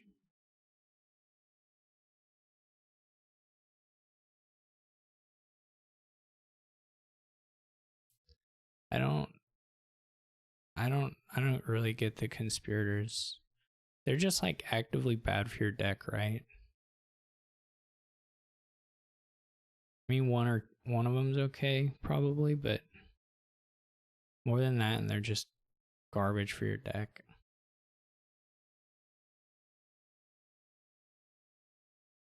Because there's no buy. You don't need more than $6 here. Maybe 8. Maybe 8. It's not even clear you care if you ever have 8.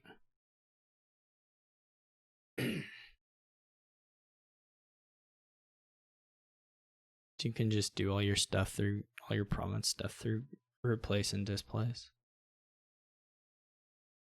Here we're gonna, yeah, Tracer's just getting out, which is fine. I mean, totally fair. Mario is was way ahead.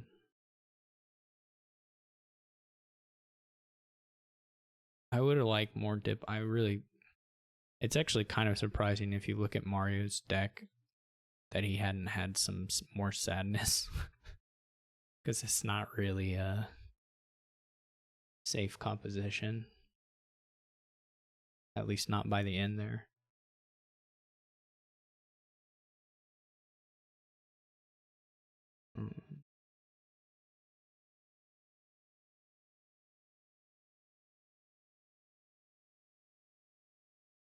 Titan Drake, and I swear these people are sitting here, haven't played each other. I don't, maybe they've played each other, but like,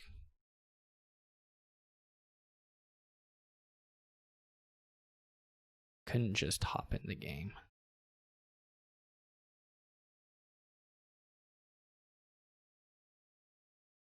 Bum, bum, bum.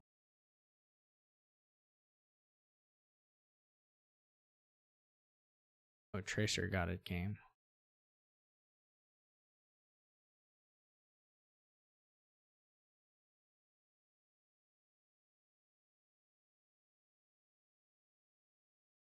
Okay, we'll go watch. We've watched a couple of Tracer. We'll go watch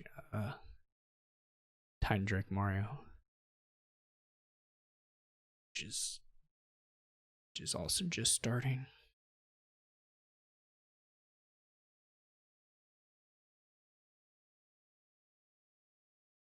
This is all a bit of a pain. I guess if you have 4, you just open with oh look, we've got a little display bug. It's okay, now it's gone. Never mind. But YouTube will know. I guess do you just invest in lackeys? Like you just do that right off the bat. I would have thought about it on my 4.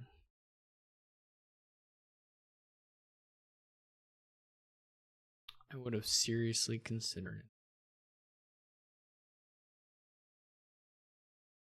it.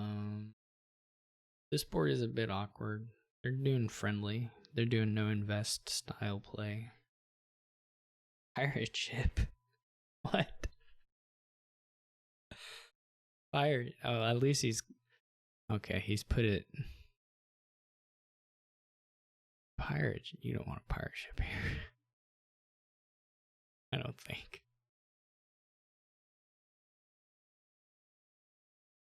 I don't believe it. Yeah, it might be Fool's Gold.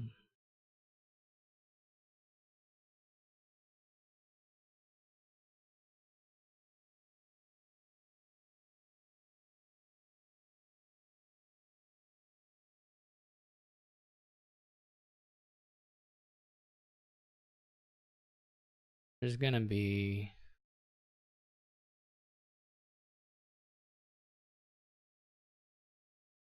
I mean, of course the pirate ship can like hit the golds they buy or something, but it can also just not hit the golds they buy over and over.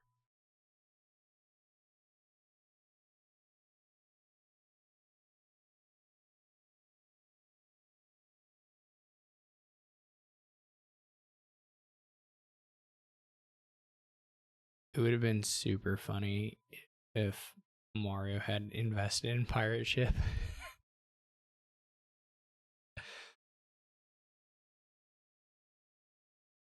I don't think Titan Drake is probably going to go buy another one, but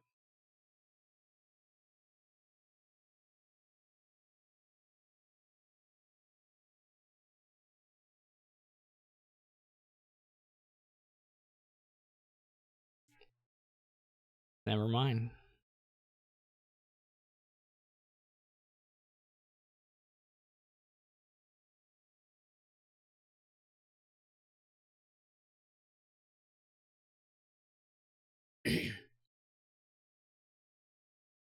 Well, at least they got up to terminal silvers. That's all you can ask for. Wait, what? I don't think this is. Maybe it's how you do it.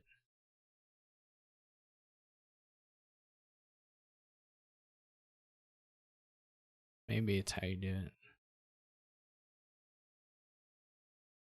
What is he doing now? Gain copper, trash hand, buy silver?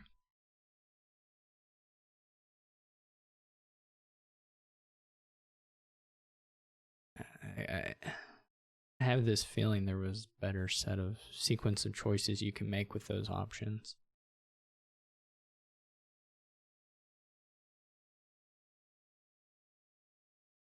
Maybe I'm missing something.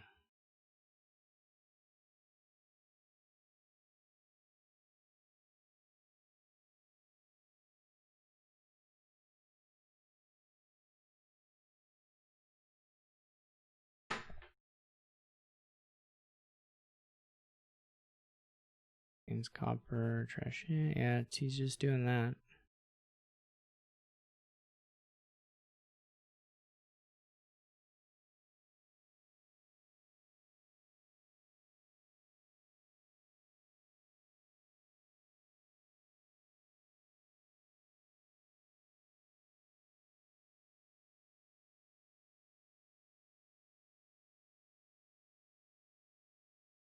That's funny. That's nice timing for that. So the Mario's deck is in his hand.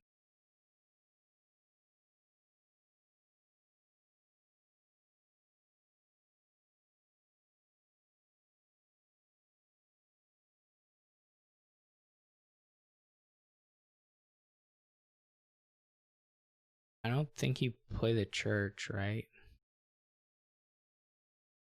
I mean, you can play it, but don't set anything aside. You don't want another copper. I'm confused. I think you just buy gold, but maybe I'm wrong. Maybe he's going to stonemason his silver into fool's golds.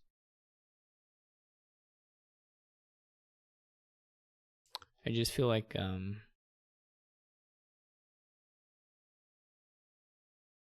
don't know. Maybe that's okay.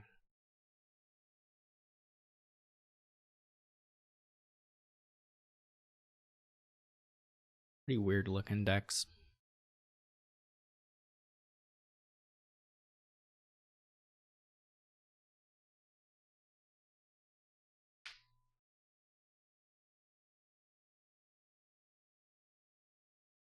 This time this will matter a little bit. Because he's probably gaining and playing something.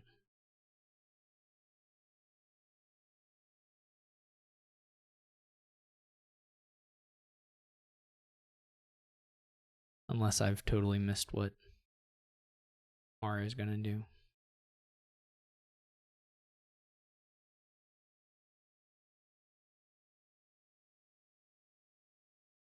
He doesn't get any money from one fool's gold. What? Doesn't make any sense.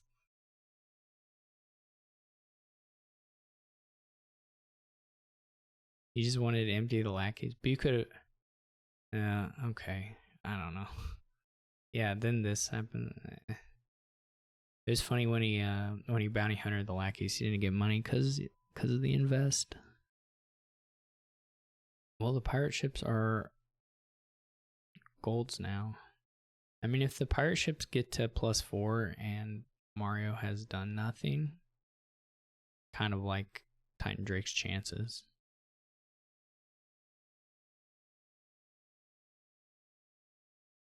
I have to say. If you're doing this stonemason for fool's gold stuff, you need to do it. You need to like play the lackeys, try and draw a 3 or a 4 and trash it into fool's golds. And like, I think have the fool's golds. I don't know.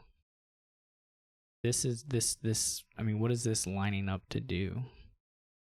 To buy a single fool's gold? That's just like, buy a horse trader? Yeah, I can sort of see horse trader.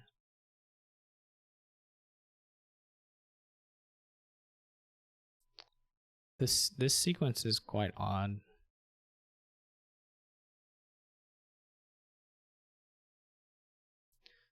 If you're gonna do that, if you're going to play, I mean, you're probably playing a terminal. You just play the lackeys first, so that your church decision has better info. Doesn't really make a lot of sense to do it that way. it's pretty unlikely that you're going to play the lackeys and not play any more actions. If that happens, you save a villager, but that was like extremely unlikely. Or fairly unlikely. It's a good question, Warframe.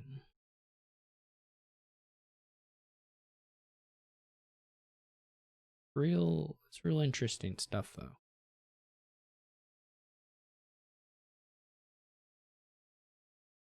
Mario's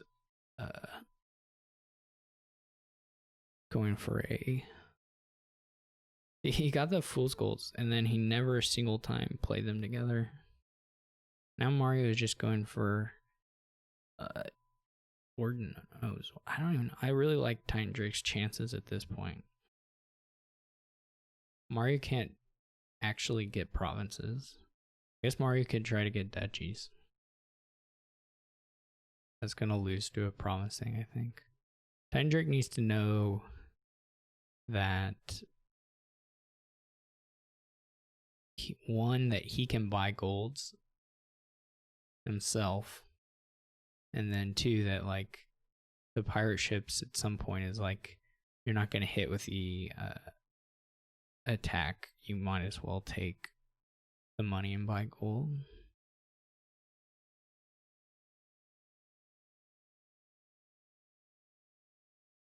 Silver's okay too. I think like he has 1 copper. Now he's no treasures. Mario has no treasures, but the only way he'll never province. It literally takes 3 action plays. And he has, it's a single terminal board except for so it is the duchy thing. But I don't think that's gonna cut it. I'm like 100% sure that's not going to cut it. It's like duchies versus a deck that can buy provinces. There's no contest there.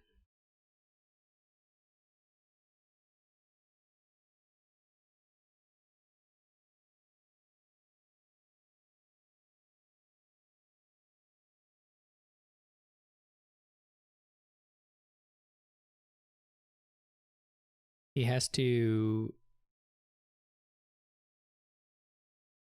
can't do it. He has to empty the duchies and then the stonemasons.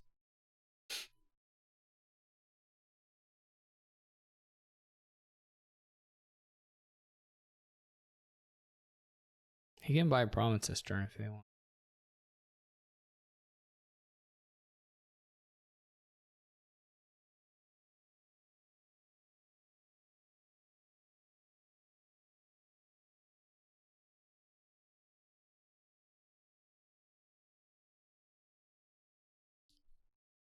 He's not gonna have a points lead. This is again, what does Titan Drake have on exile? This is a province in hand. And you can even church 1 bounty hunter.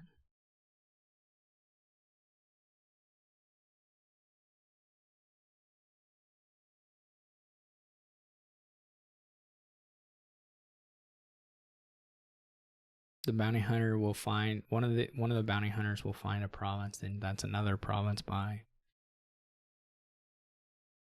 Mario can do double duchy like 2 more times max.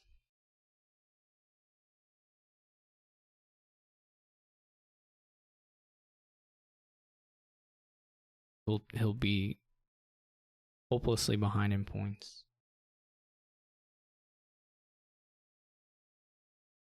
You should just play the warehouse here. You could trash lackeys. I probably wouldn't, but you could think about trashing lackeys.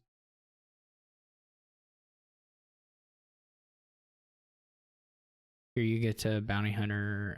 It's not 100% clear you want to bounty hunter a cop. Oh, you can't. You have to discard. Yeah. But you just bounty hunter province by another province.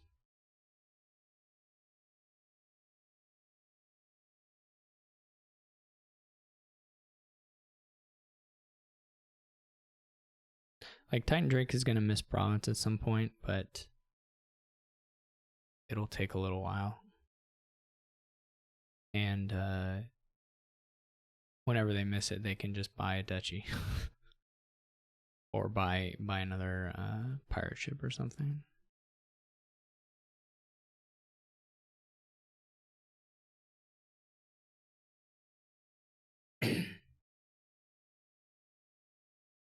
don't know at the bottom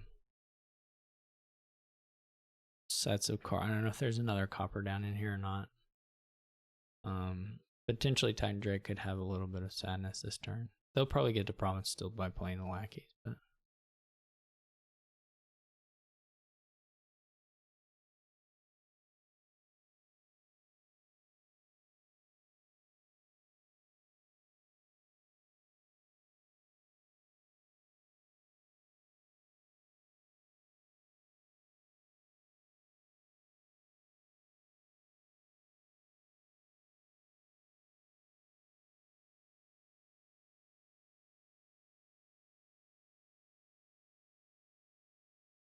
going for Duchy Province. So there Mario is blowing up the rest of the villagers, which I don't think works out in his favor.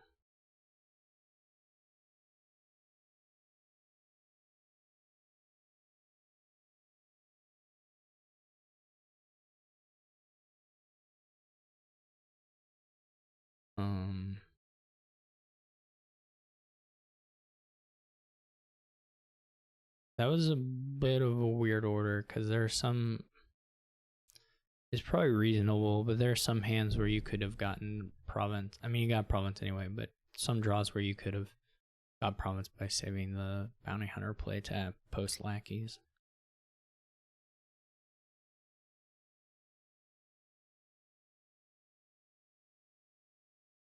Mario cannot do better than Duchy. So Mario can Duchy here. Well, Mario can't even Duchy here, but if Mario Duchy, Titan Drake could just Duchy and it would still be 100% over. Do they? Oh, they can bounty. Alright, yeah, never mind. The bounty hunter. They don't have a Duchy on the mat yet. Or they don't have a church on the mat. Anyway, if Mario Duchy, then it's still just. Or province. What?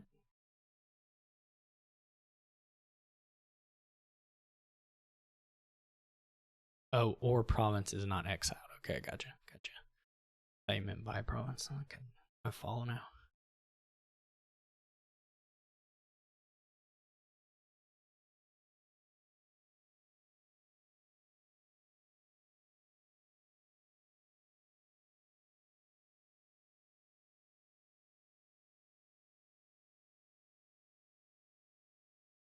I think if you're.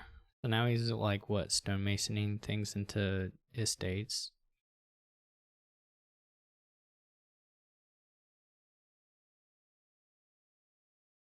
I do think if you're Titan Drake there, you might want to use the villager to go for to have gone for the Fennec or another province, but this is probably okay too.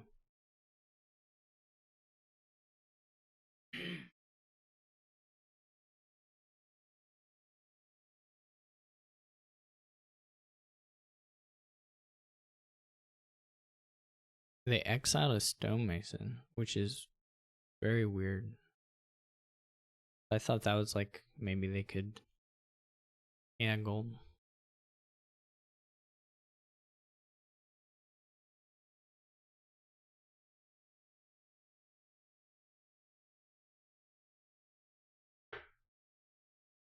Bounty hunter, Mario resigns.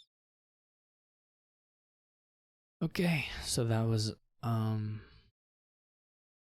we are past the time. I haven't been paying any attention to the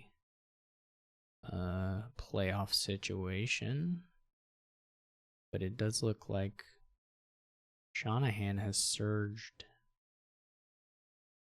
into the lead with an 8-0 record.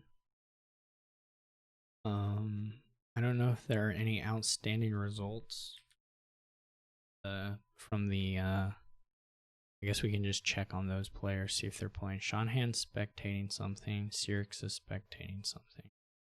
Tracer is playing. Okay, so we'll go to there. Tracer is playing Cat Stealer. It won't affect.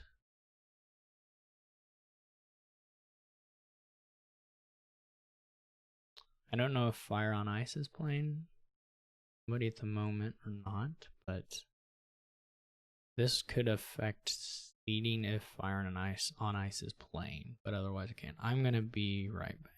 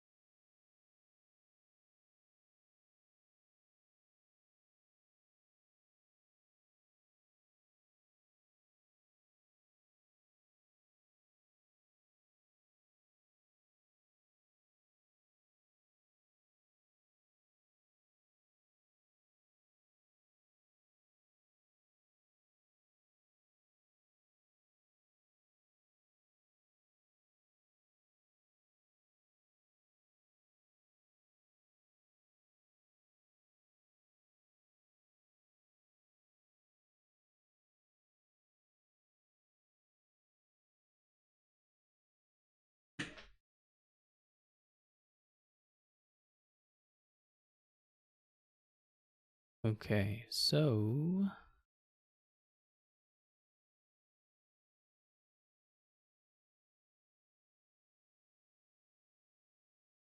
this is quite the board.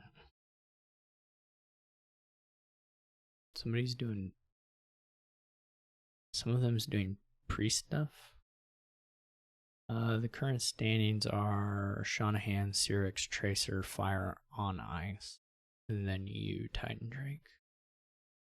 But I don't know if Fire on Ice is playing a game or not, but even if they lose the game, they don't drop below you, Titan Drake, so. In fact, we can't even, the only seeding swap we can have for the top 4 is Tracer could swap with Fire on Ice if Fire on Ice is in a game. And Tracer loses and Fire on Ice win. But the top 2 are fixed. Quite a gap there. Sorry about that.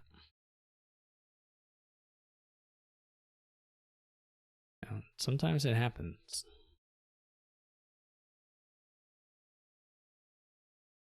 I don't remember what the record is for the lowest, like the lowest score making the top 4, but I know one week when I made it, I did not have very many points.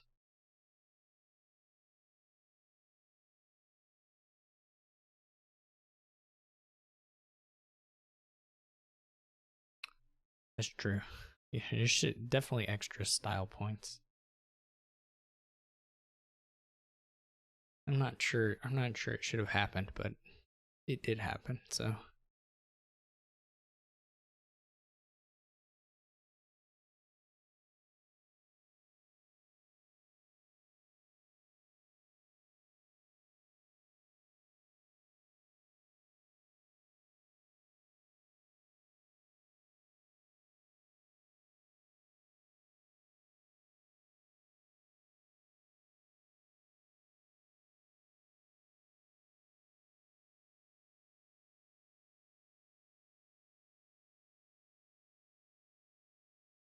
All right, Cat Stealer takes it. Guess the only thing we need to check on. Fire on Ice is in fact in a game here against Iris, so we may have a seeding swap. And I mean, I'm not seeing Iris's turn, so I can't speak to that, but just coming in the middle here of Fire on Ice's turn, it looks quite good. So they may be in a position where they're gonna take this one. That said, they are behind on points, and if Iris's deck, actually, okay, Iris has 5 super Rabble Lab things, so maybe not. Maybe that's not in the cards. Unless there's something or something. That's a lot of super rabble labs. Laboratories. Rabble there's some potential there.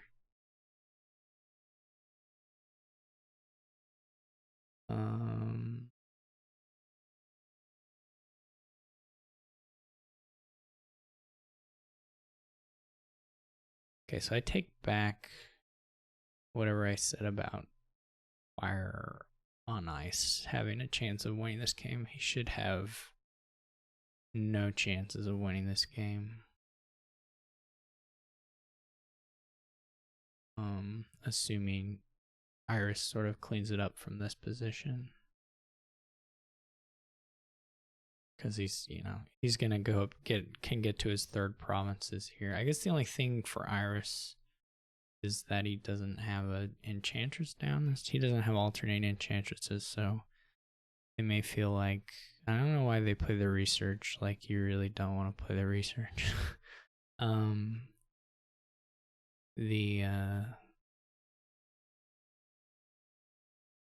How much money is this? 12, 18, 19 plus counterfeit stuff.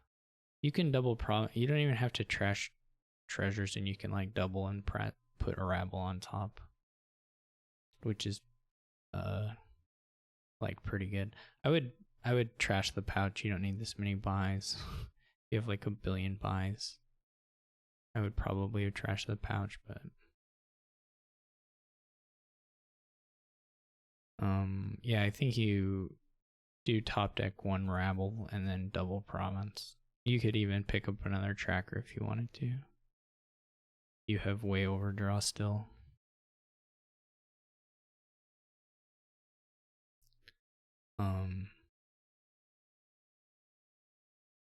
You're not quite, I guess if you wanted to, you could buy copper and top deck some Destriers as well.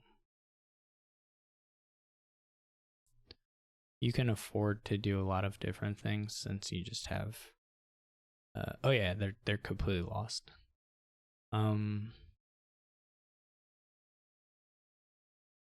Yeah, like buy a copper top, yeah.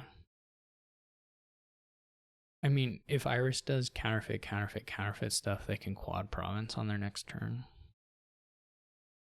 I don't think they have $40. I'm not counting, but they certainly had 32. If they do counterfeit on the golds.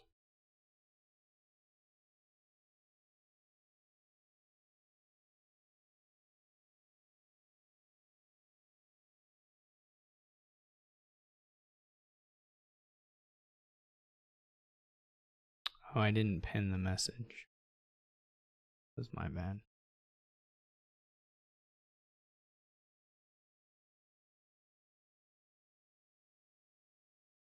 I don't even know.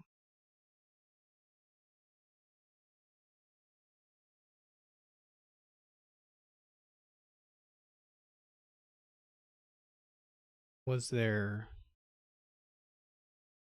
Oh, so Tracer has a win they didn't get? Oh, no, it's added in now. Never mind. So Tracer isn't even going to lose the seed because there was a unreported result. So this literally just doesn't matter, but Fire and Ice is going to be in trouble. Yeah, I don't know if Iris... I don't know what Iris's money comes out to, but it's going to be easily above 32 and probably knocking on the door of 40. Because they were in the mid-20s with counterfeiting nothing.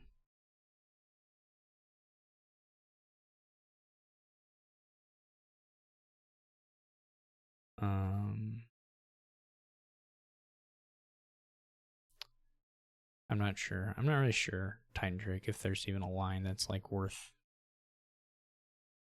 that's like better in any sense.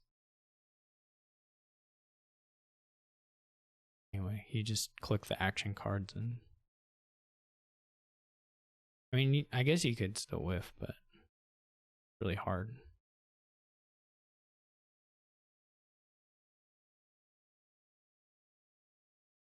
Blade tracker before the workers will... Oh, you can't. Never mind. Okay, they didn't draw everything, though this is still pretty close to... This is for sure triple. 1, 2, 3.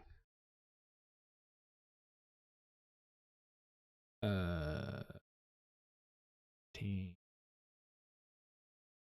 Whatever. They're just playing a bunch of it.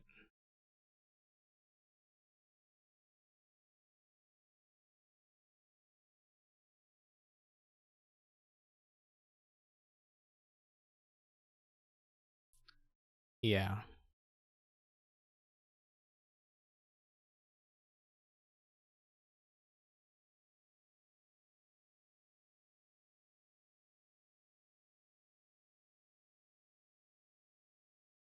Triple, they're gonna have to get basically all the other VP, which maybe they can get pretty close to, but well, the duchies are still $40.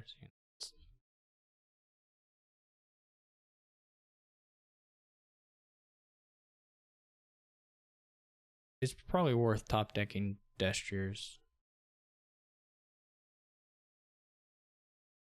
I would do another Desture. I would have gone ahead and bought 2 coppers and done both Destures. But this is okay too.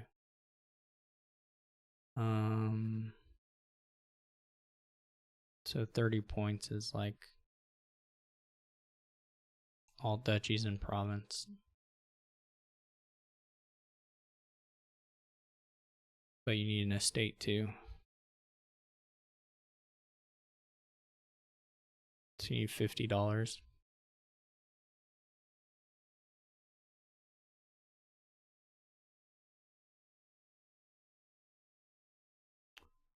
Not quite $50.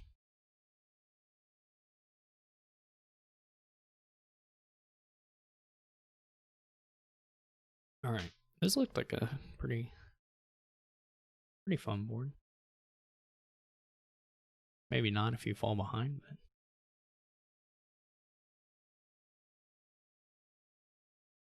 okay. So I'm gonna work off the assumption that we didn't have any missed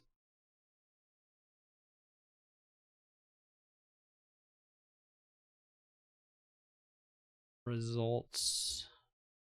Well, I already botched up some of my writing, but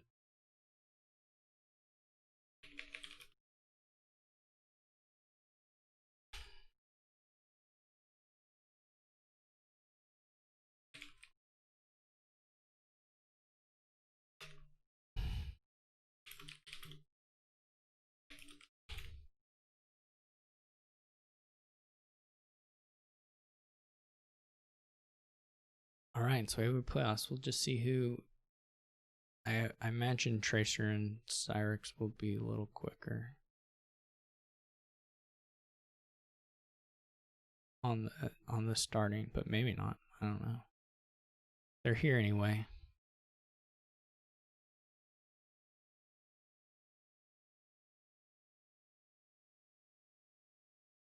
Oh no.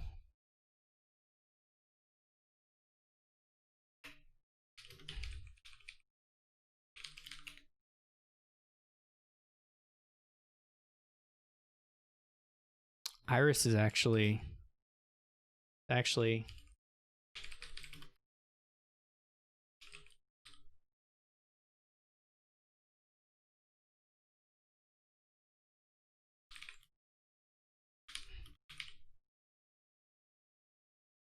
since Iris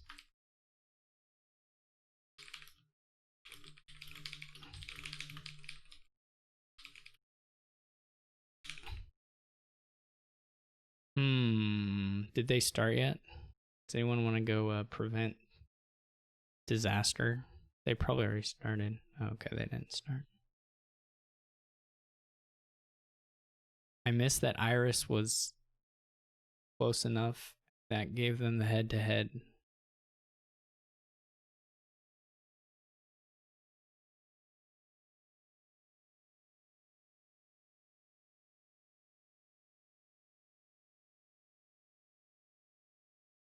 All right.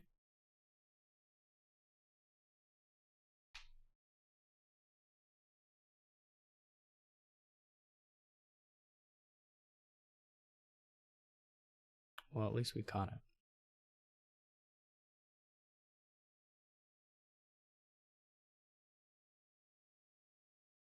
What do they have in this game? Remake shelters, but they have gainable 2s. That's something.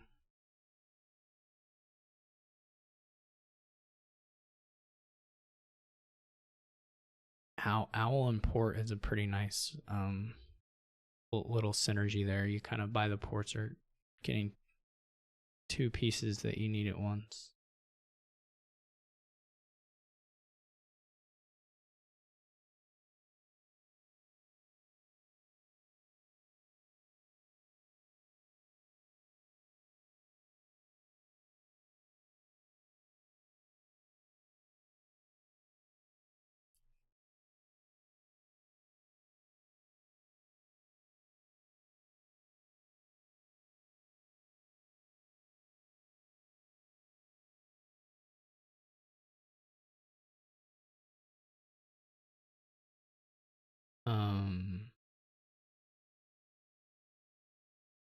They needed $50.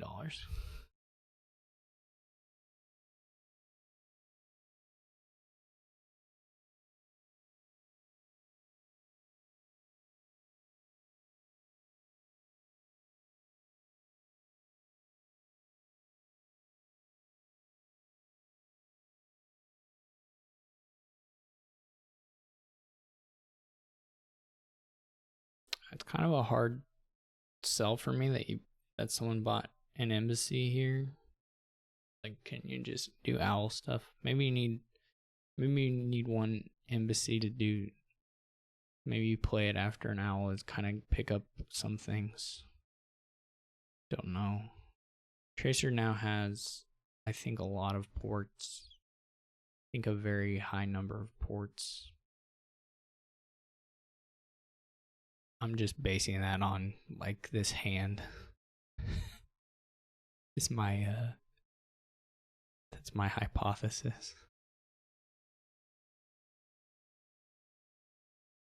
Oh, that's really funny. Lurker gained Necropolis.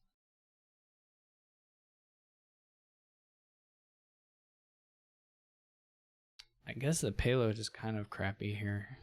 Like,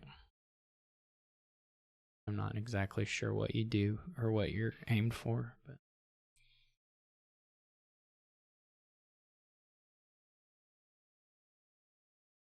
I guess you could have. I don't know, trackers and lighthouses are so sad. Like, they play fine with the draw to X stuff, but they're pretty sad. If that's all your money. So you kind of have to assume that they get some golds and banks, maybe.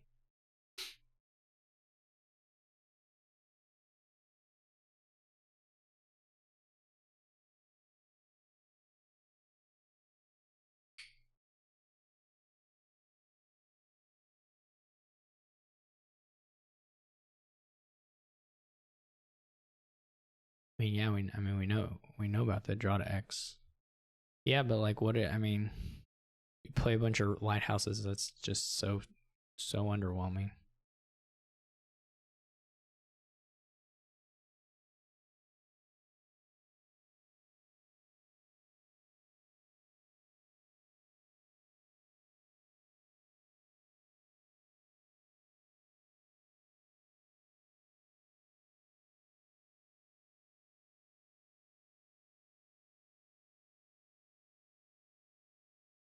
Yeah, I mean, it's not. I think it's mostly a question of whether if you put in some treasure, if you can go bigger than just the single province more easily. But this is going to be this pillage is going to hit, which if he can get to it, which he can.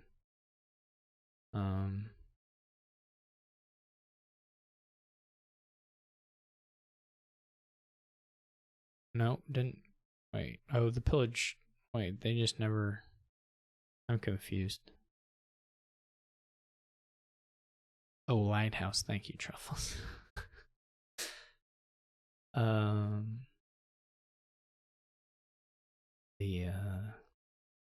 or Ite House,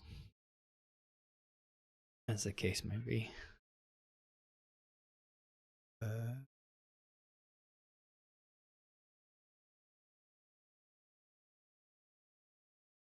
Yeah, the pillage thing kind of works. You still have to draw those spoils though, so it doesn't look hugely different than drawing golds. The sequence is a little more friendly to your draw to X stuff, in some situations anyway. Not all of them, because sometimes it's like maybe awkward to get back to the spoils.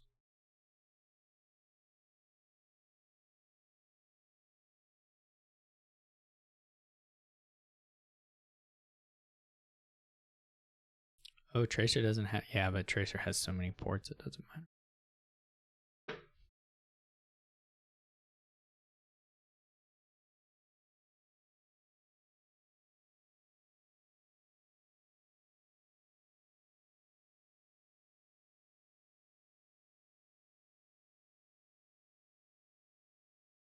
This board is why Way of the Owl is so cool.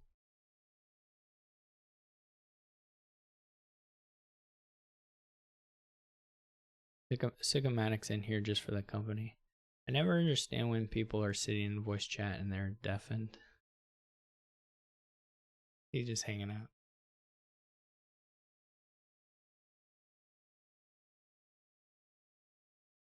I guess momentarily he might deafen for some reason or another, but like if I start talking, he might deafen. The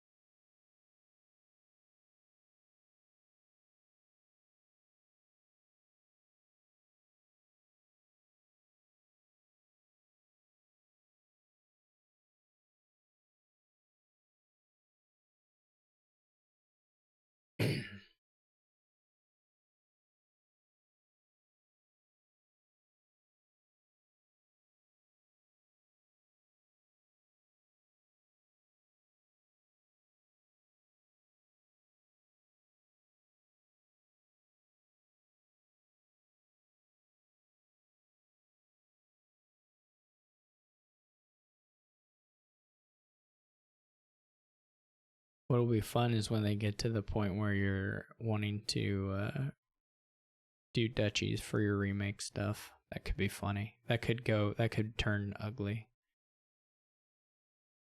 quite easily.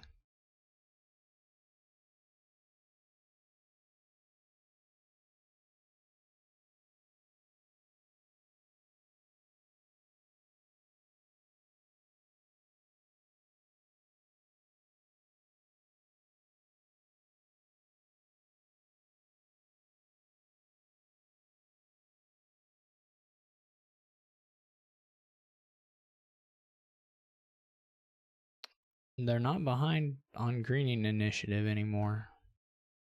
Tracer did not get the province this turn, right? Like it's just straight up not possible. Or is it still? No, never mind, they get there. Okay. So that'll help Tracer a bit. Yeah, I mean the problem with Searx will be Tracer is gonna be able to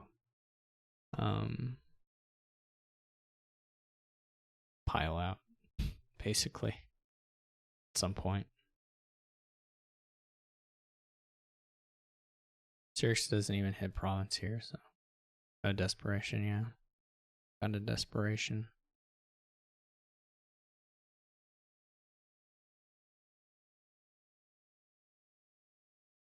But Searx with the lurker stuff is already probably within spitting distance of emptying the lighthouses. Yeah, and there's a problem there. The desperation doesn't actually give you points parity, so I don't even have to score an estate. Cyrix is going to have to come back another week. Not able to escape our grasp just yet. Over to Shanahan and Iris. They've got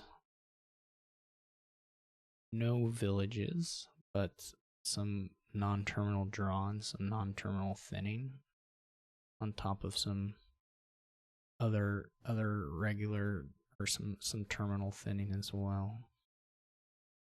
So the advisors are gonna be important. Some non-terminal buy as well. So you can make it all happen. Make it all happen.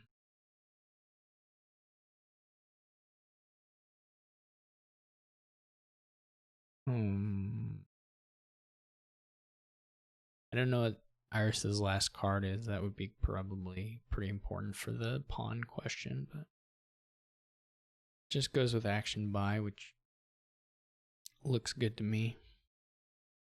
I have to assume you double advisor. I'm a bit surprised at the Chariot Race gold buy there. I don't know what the decks are, so of course I'm just kind of guessing. But I like having more of the advisors here if I can get them.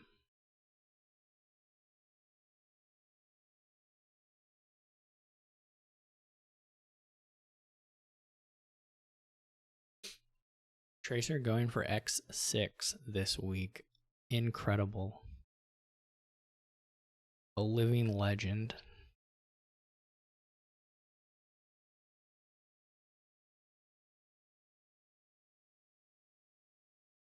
If he can get the X6, I don't even know what I'll do.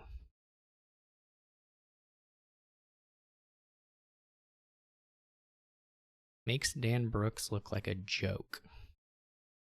That's all I'll say.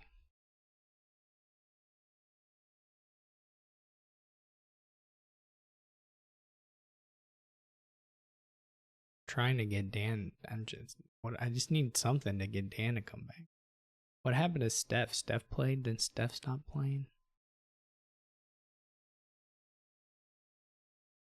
Just lost their love for the Quarantine Cup. Does get a Chariot Race win. Chariot Race wins are very, very nice here.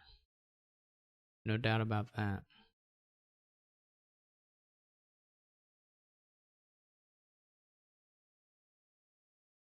So I mean, it seems like everybody's, still within that either player could win the game, I think, but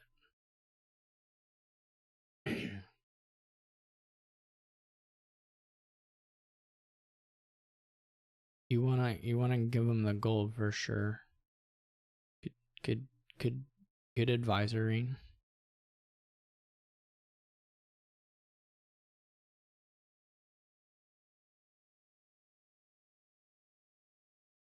But that was a nice.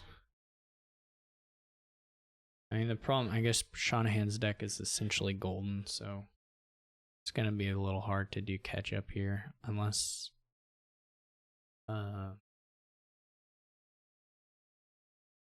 Iris wins a lot of Chariot Races, or yeah, now it's just like I don't think it's gonna happen.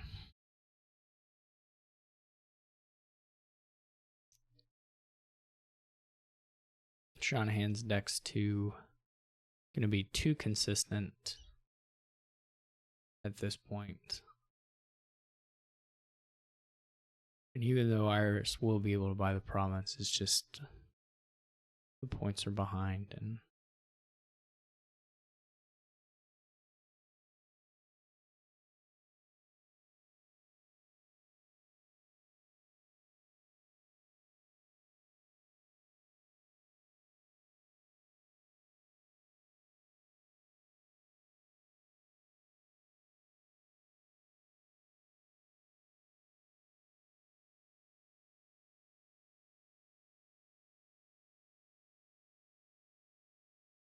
oh no, and the bottom two are golds. So one of the Chariot Race hits Should play Chariot Race, yeah. Yeah.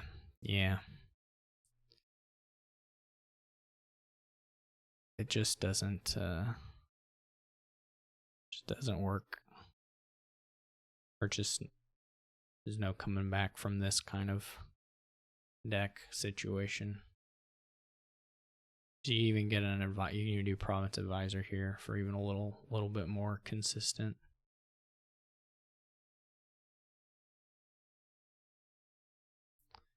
I don't know. Did he just stop on his treasure play for no reason? Is there something I'm missing?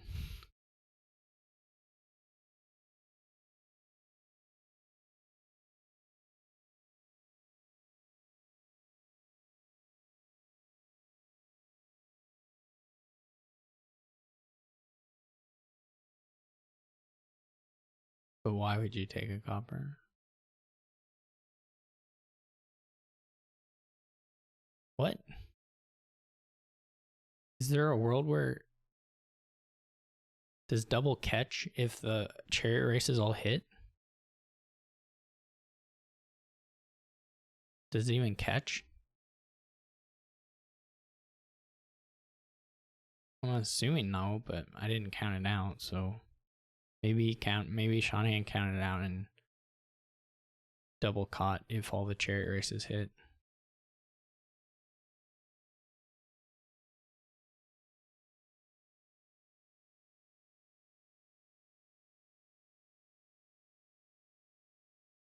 No, I think it's fine. It's just like if it wasn't needed, then all it does is make the game go longer. But if it was needed, then it's of course the right play. Or if it was, if the province wasn't safe. He sort of is risking it, right, though, because then it becomes, when you increase the number of turns here, you give your opponent a chance to win races and stuff. Because can Shanahan double?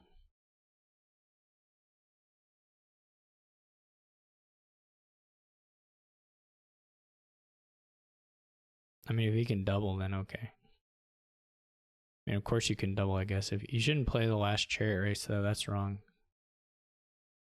Oh, there's another one in there, never mind.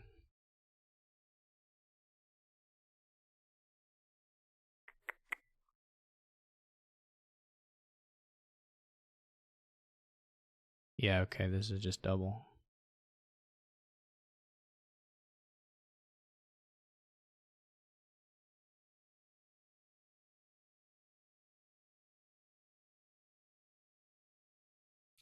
Yeah, looks good.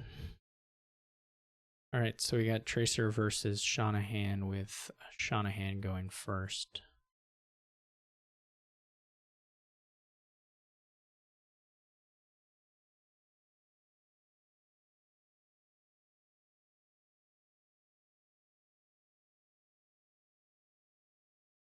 Shanahan's gonna BRB.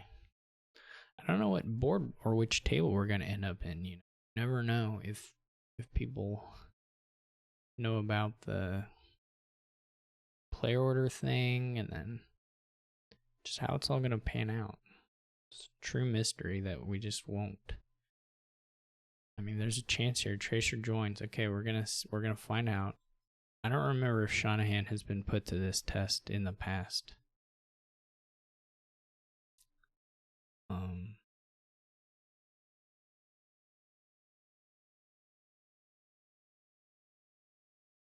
They very well might have already learned this trick. They're no stranger to the Quarantine Cup. Look at that. It's beautiful. Order right there.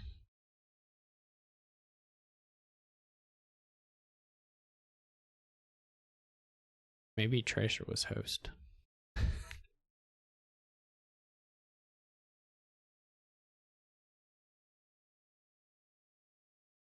We did it. Perfectly executed finals. We've got heavy Menagerie Kingdom. This is Menagerie Central. It's actually extremely late, or mostly very late expansion cards. Not entirely, but most of them. And the Shanahan had the 4/3, so got to open Silk Merchant Quarry, which is really good here. Just hitting these Silk Merchants. I wonder if you get the second Quarry now, or if you just take an additional Silk Merchant. I think Sanctuary is actually probably pretty slow relative to just going bonkers with Silk Merchants and Quarries. Would be my guess.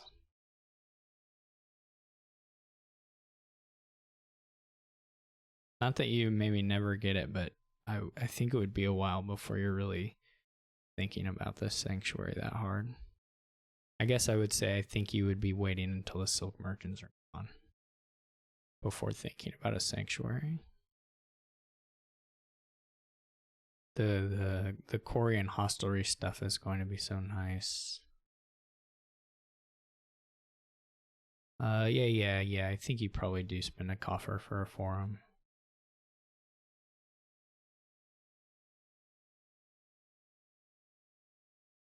It all looks very good for Shanahan. They need to add.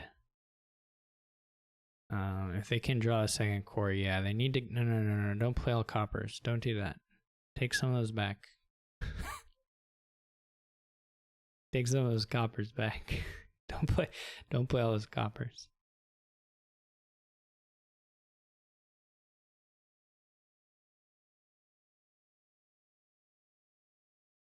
You don't possibly need more than like $5 here. You don't even need $5. You need like maybe 3 or 4. Like you literally would be fine just playing the quarries. Yeah, but I wouldn't. I wouldn't take all the forums. Over like maybe getting some horses. I don't think there's like that much value in. I do like all the silk stuff better, but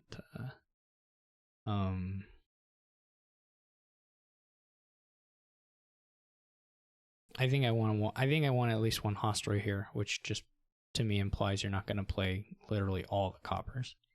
You could play. You don't need more than $5 here. I don't think.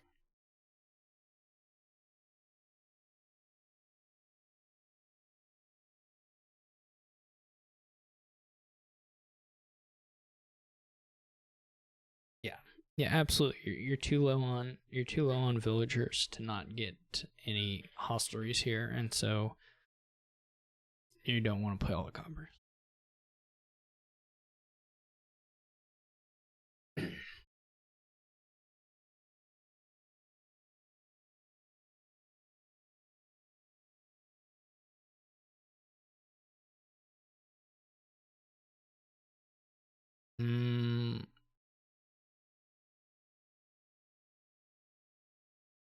I don't know.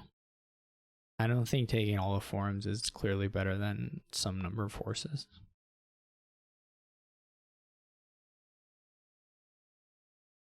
But it's probably okay.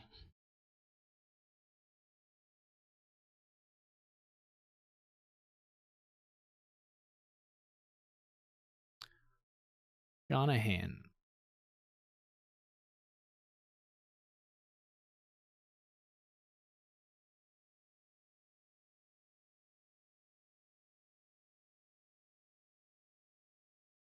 I hope he does think enough to ask for the undo. Cause like the three copper at least is kind of trivial.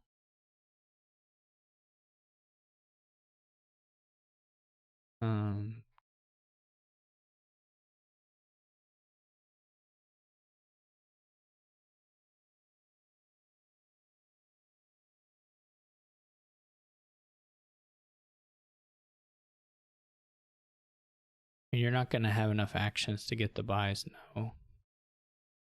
You can't pile the next turn stuff, I don't think.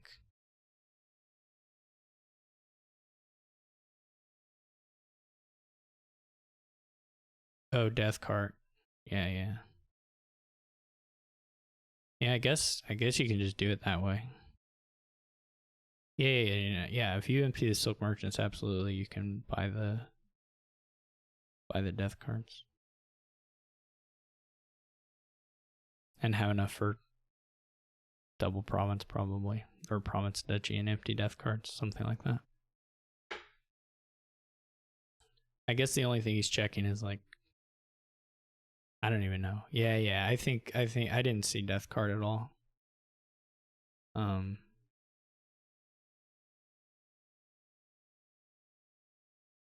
You don't need to empty the forums though, right? You can do that whenever. I mean, you don't have to empty them anyway.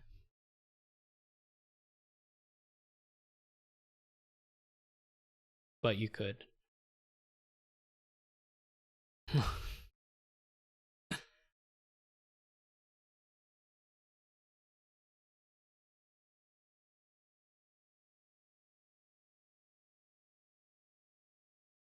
This is the final stuff.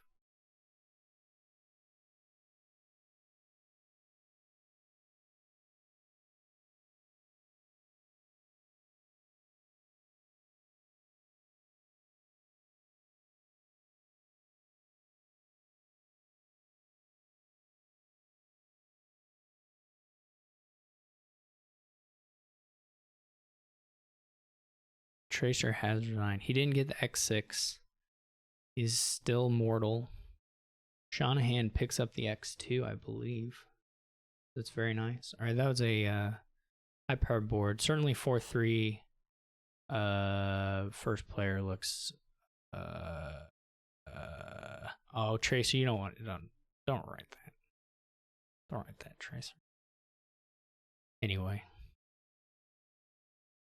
Don't write that and leave, Tracer. Come on, you're better than that.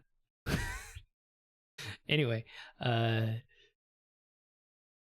thank you all who came out and played. I really appreciate it. And congrats to Shanahan on first, and congrats to Tracer on second, and Cyrix and Iris on third.